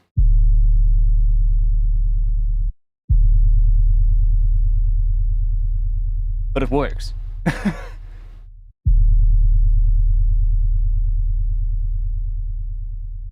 Because this is the sub. And that one is just set to 0 here, right? Now this one does have the fundamental removed. I believe it still works then as well. Kinda doesn't matter whether or not there is no sub in here, I see. Oh yeah, because it's high-passed, that's why. But kinda weird.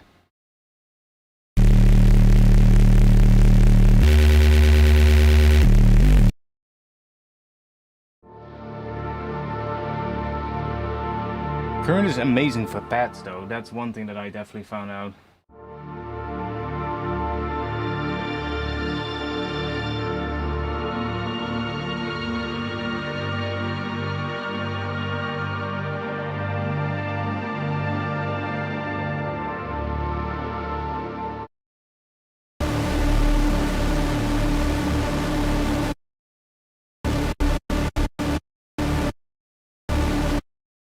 Oh yeah, I was messing with sounds like that as well earlier this week. Like, of course, if you want to make those, just go there. Now, I was messing with it first like this, right? Just having like 2 oscillators, and then 1 octave higher, up. Maybe a bit quieter, but like if we add a really slow glide to it,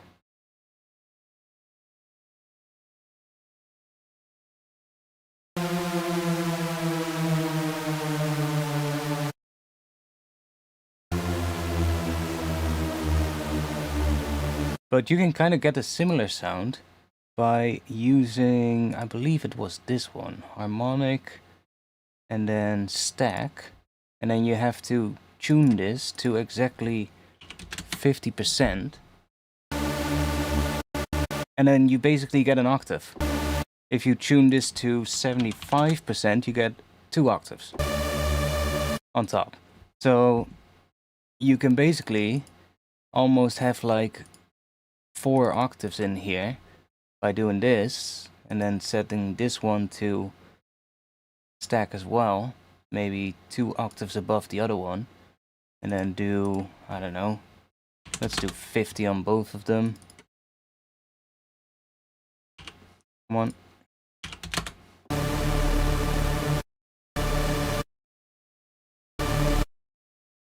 15. Make the low one a little bit narrower. You can even remove the fundamental and then just add one with the sub.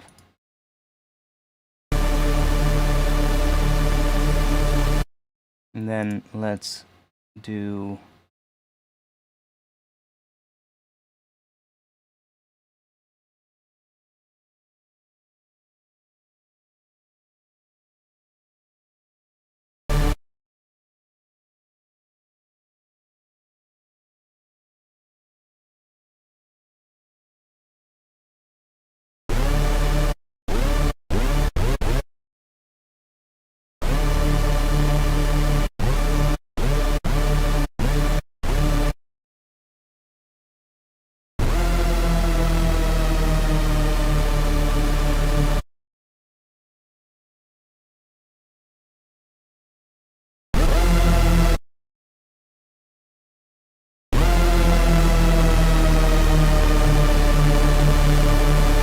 make nasty Hoover sounds.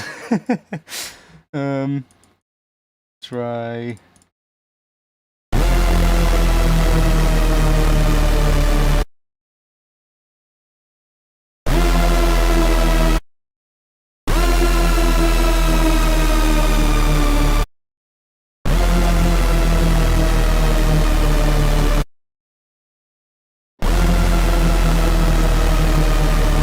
Maybe a bit much.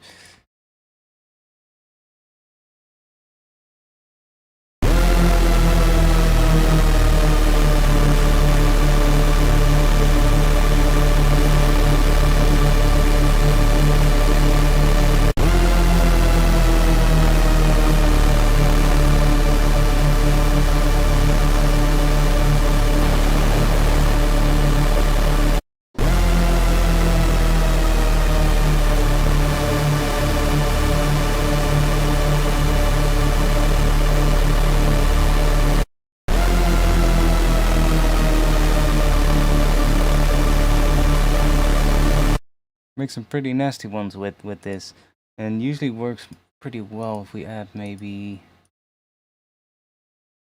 one of these phasers in there.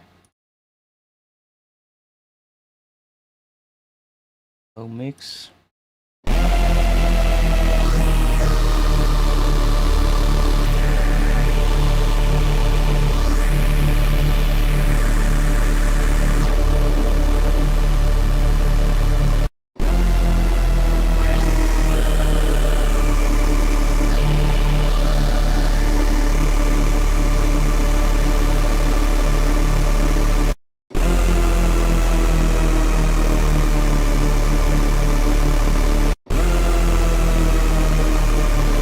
Works pretty well. And then obviously if you start adding crazy filtering to that, you also get some pretty cool stuff. Like some really weird neuro-y kind of filtering. But I assume that this thing, using the stack here, could also work for Reese's. Right? If you want to have like an extra octave on top of your Reese to make it sound fuller, normally you would just go and add another saw wave, right? But you could also do it like this. And you can also tune it sort of like in between. So if we put, I guess with one I can show you more easily. Like if you set this to, okay, it was already going to 100, that's fine. But I guess we want to have 75. And you're gonna have to fine tune that, so you can kind of see here when they are aligned. See there, now you get these weird peaks in the middle. Why are you not moving? God damn it. Go to 75. Okay, there we go. Okay, that's about right. Almost. Yeah, that's about right. So now this macro goes from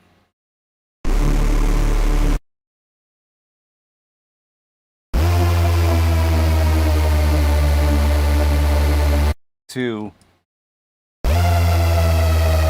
there, but if you put it like somewhere in between, like here, it starts adding a fifth. And then I guess we'll add that one as well. And then maybe here.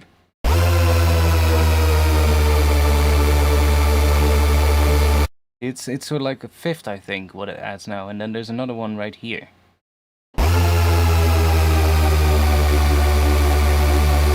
Which is really cool. Sounds really nice. I guess it would probably sound better on the higher one, but you get what I mean.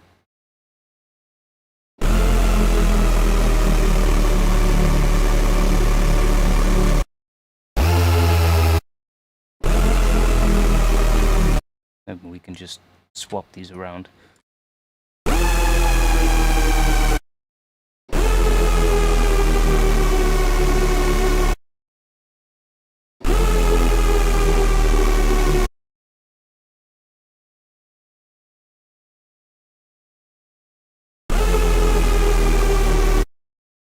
But like certain values, it sort of like falls into exactly a certain interval. That's kind of interesting.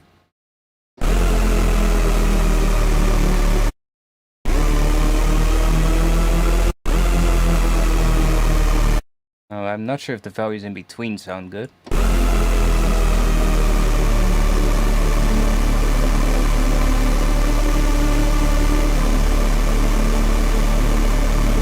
You can hear it almost starts creating a chord.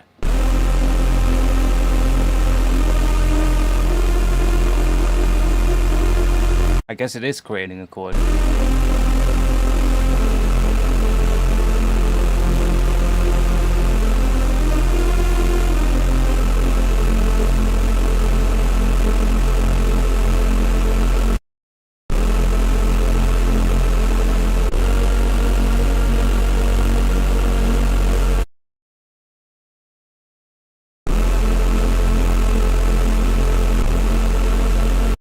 Let's turn the glide off.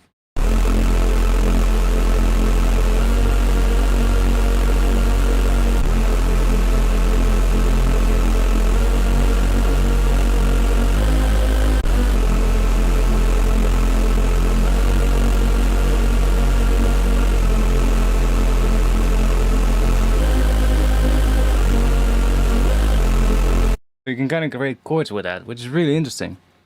And that works really well for pads as well. Like if you want to create a pad that just has a bit of a chord kind of sound, but you don't want to necessarily play chords, you can just add that in with this stack feature here. which I hadn't really used a lot, but I was messing with it. I was like, huh, that's actually really good.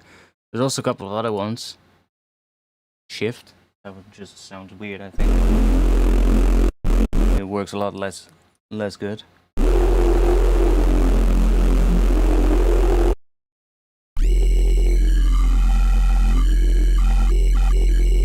And there's also some similar ones here with the pitch, but I was messing with those first and I found that this one works the best for this kind of stuff.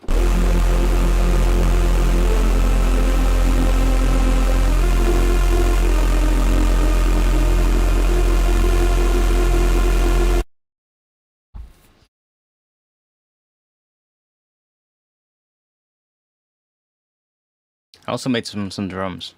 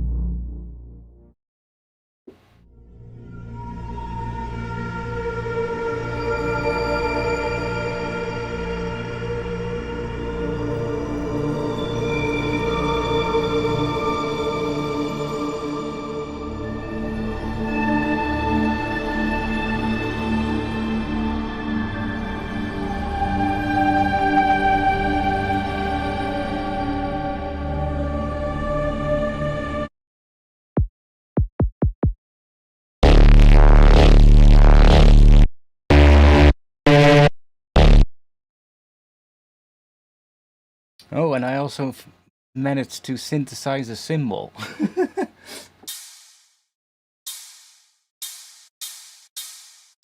And this one is not using noise. Maybe a little bit. Oh no, it's just noise for the transient. But the actual noise comes from here.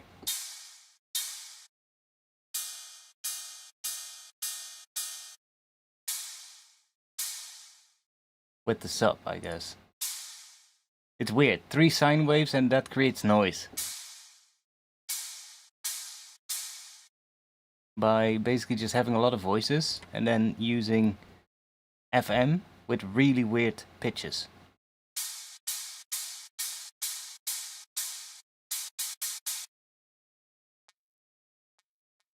See? Like, it's almost inaudible, but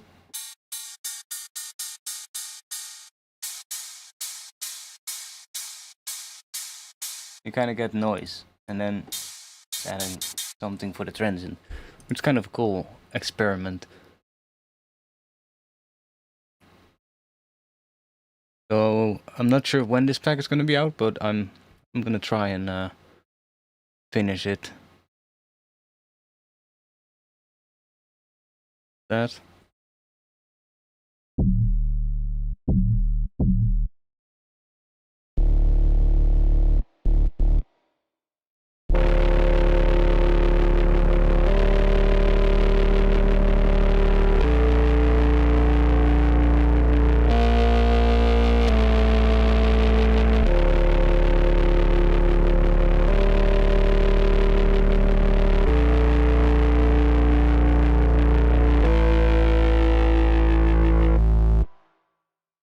Playing 2 notes there.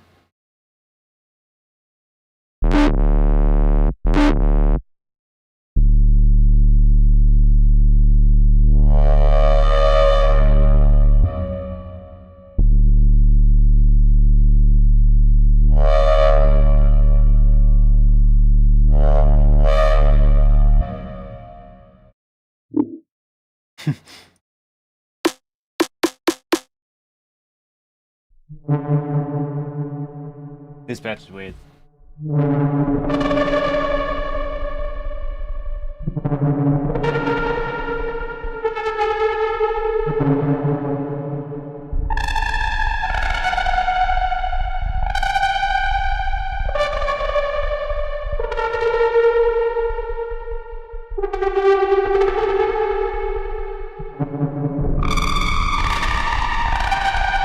Completely broken, but I like it.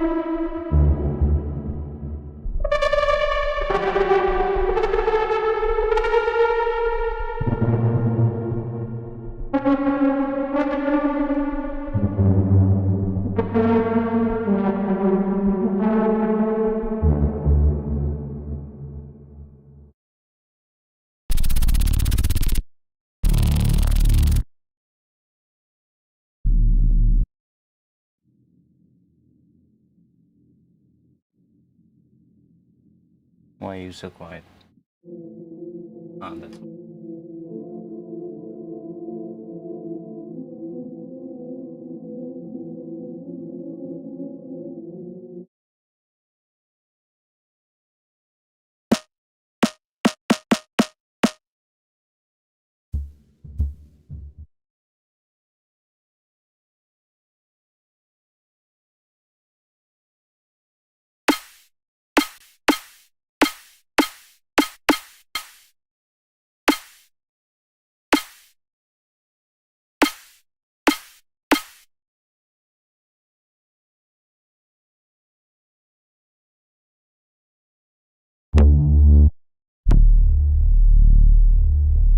Oh yeah, that one.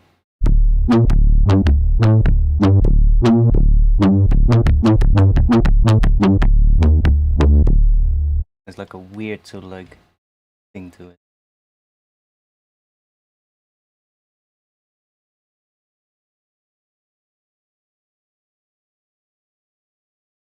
Made another cool one. Which one was that again? That? No.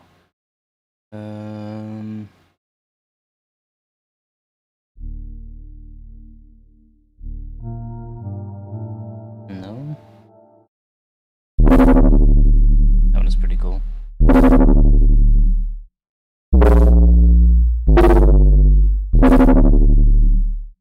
Still need to do most of the macros for those patches though, but oh yeah, this one. I made a siren.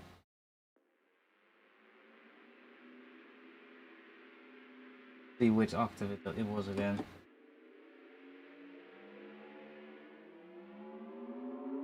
There.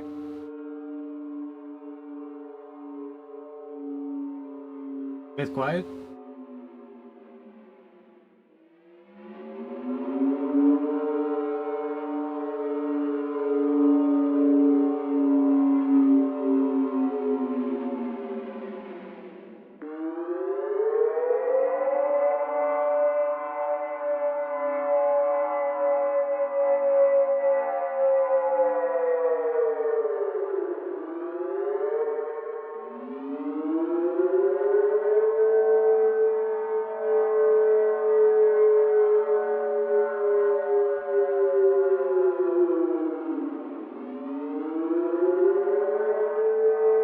It's like a couple of oscillators moving around in pitch, but with different amounts. Like this one goes up 2 octaves, this one goes up 1 octave, and then there's also a sub that is just stagnant. It's not really changing in pitch at all, and then it's FMing the other oscillators, and you get these really weird sort of like sound. If we turn the FM off,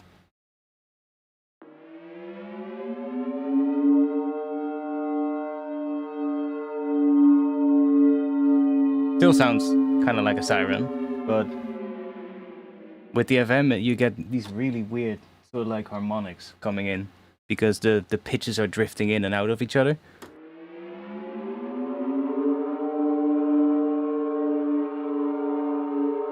It almost sounds like an air raid or something like that. We have this sound playing every first, what is it, Monday of the month here. It's basically just this alarm that is throughout the entire country. When there's like, I guess when war breaks out or something, they will play that alarm. And they test it every month. And it sounds kind of like this one. Kind of like that.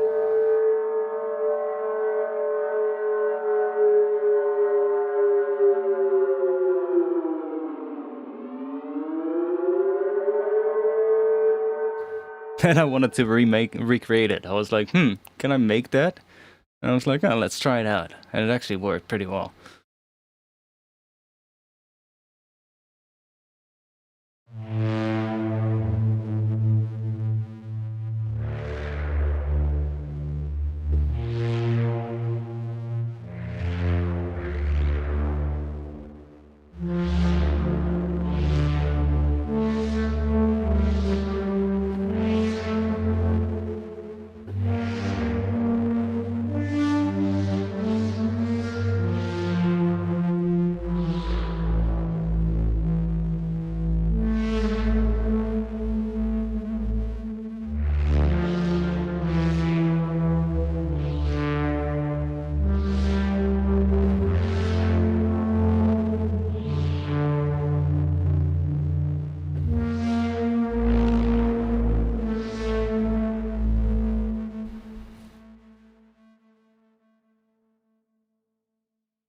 And there's also a bunch of these kind of sounds.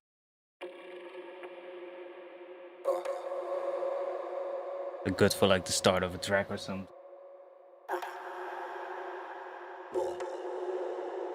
And that's why you will like Paddler Boy. Maybe I'll watch it after the stream. Maybe I'm gonna end the stream anyway. It's 2:30.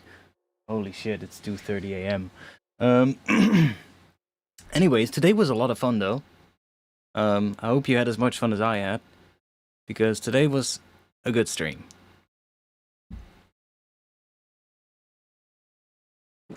No getting stuck today. It was a good one. Not every stream is this goes this well. Sometimes we have streams where I'm halfway through I start hating myself because nothing works out. Today it was a good one. So thanks for being here. I'll be back next week though. So I'll see you all again next week. I'll try and be on time next week and not be too late, but it is what it is. Had to make a quick run to the store because otherwise I had no breakfast tomorrow. And the last thing I want to do is go and walk to the store when I just woken up. So I had to quickly make a run for it, but it's fine, you know. That's why I also went on for a bit longer, I guess. I'll be in the Discord, so if you have any questions, want to hang out, maybe you want to talk about anime, come to the Discord. I'll be there as well. And if you want to support me, you know the place. Go to Patreon. I'll drop the links in the chat. Oh, it's not typing. I'm currently working on the next Patreon pack, which is going to be wavetables. So I will do an update to the wavetable pack that I already posted a couple of times. Every time I post a pack, it gets more wavetables added to it. I'm aiming for maybe adding like another 40-ish wavetables probably. So I forgot how many there were already. Probably like, it's probably gonna go over 100 now with those new 40 ones. But I'll try and post that soon. I just have to make a bunch more because I made about 20-ish now. So I'll see if I can make like another 20 and then I'll post that. Because you can never have enough good wavetables. If you want to get those, check my Patreon. You can also find my Ableton themes, racks, what else? Bass samples, all kinds of stuff. So check that out if you want. If you don't have only if you've got some money to spare, of course. Like I don't wanna take your money if you don't have anything. But if you do, and you do want to support me, then check that out. Anyways, thanks for being here, and see you all next week around 8:30 p.m. Amsterdam time on next week's Friday. Have a good evening. Cheers.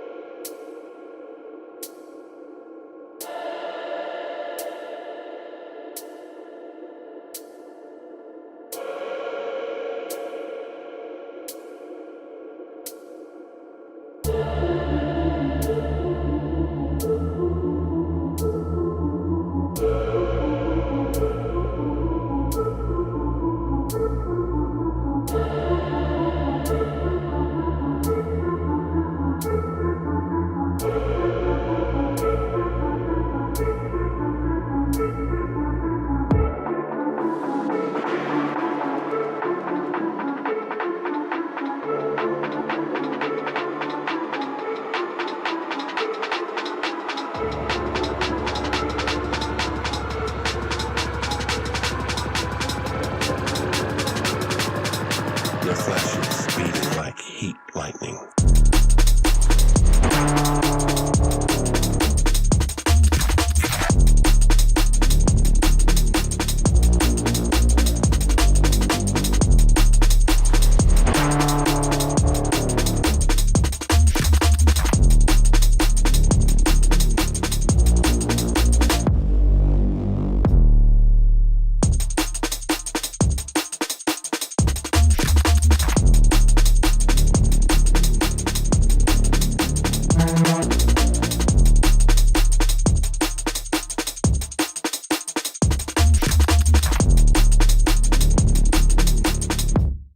Beating like heat lightning.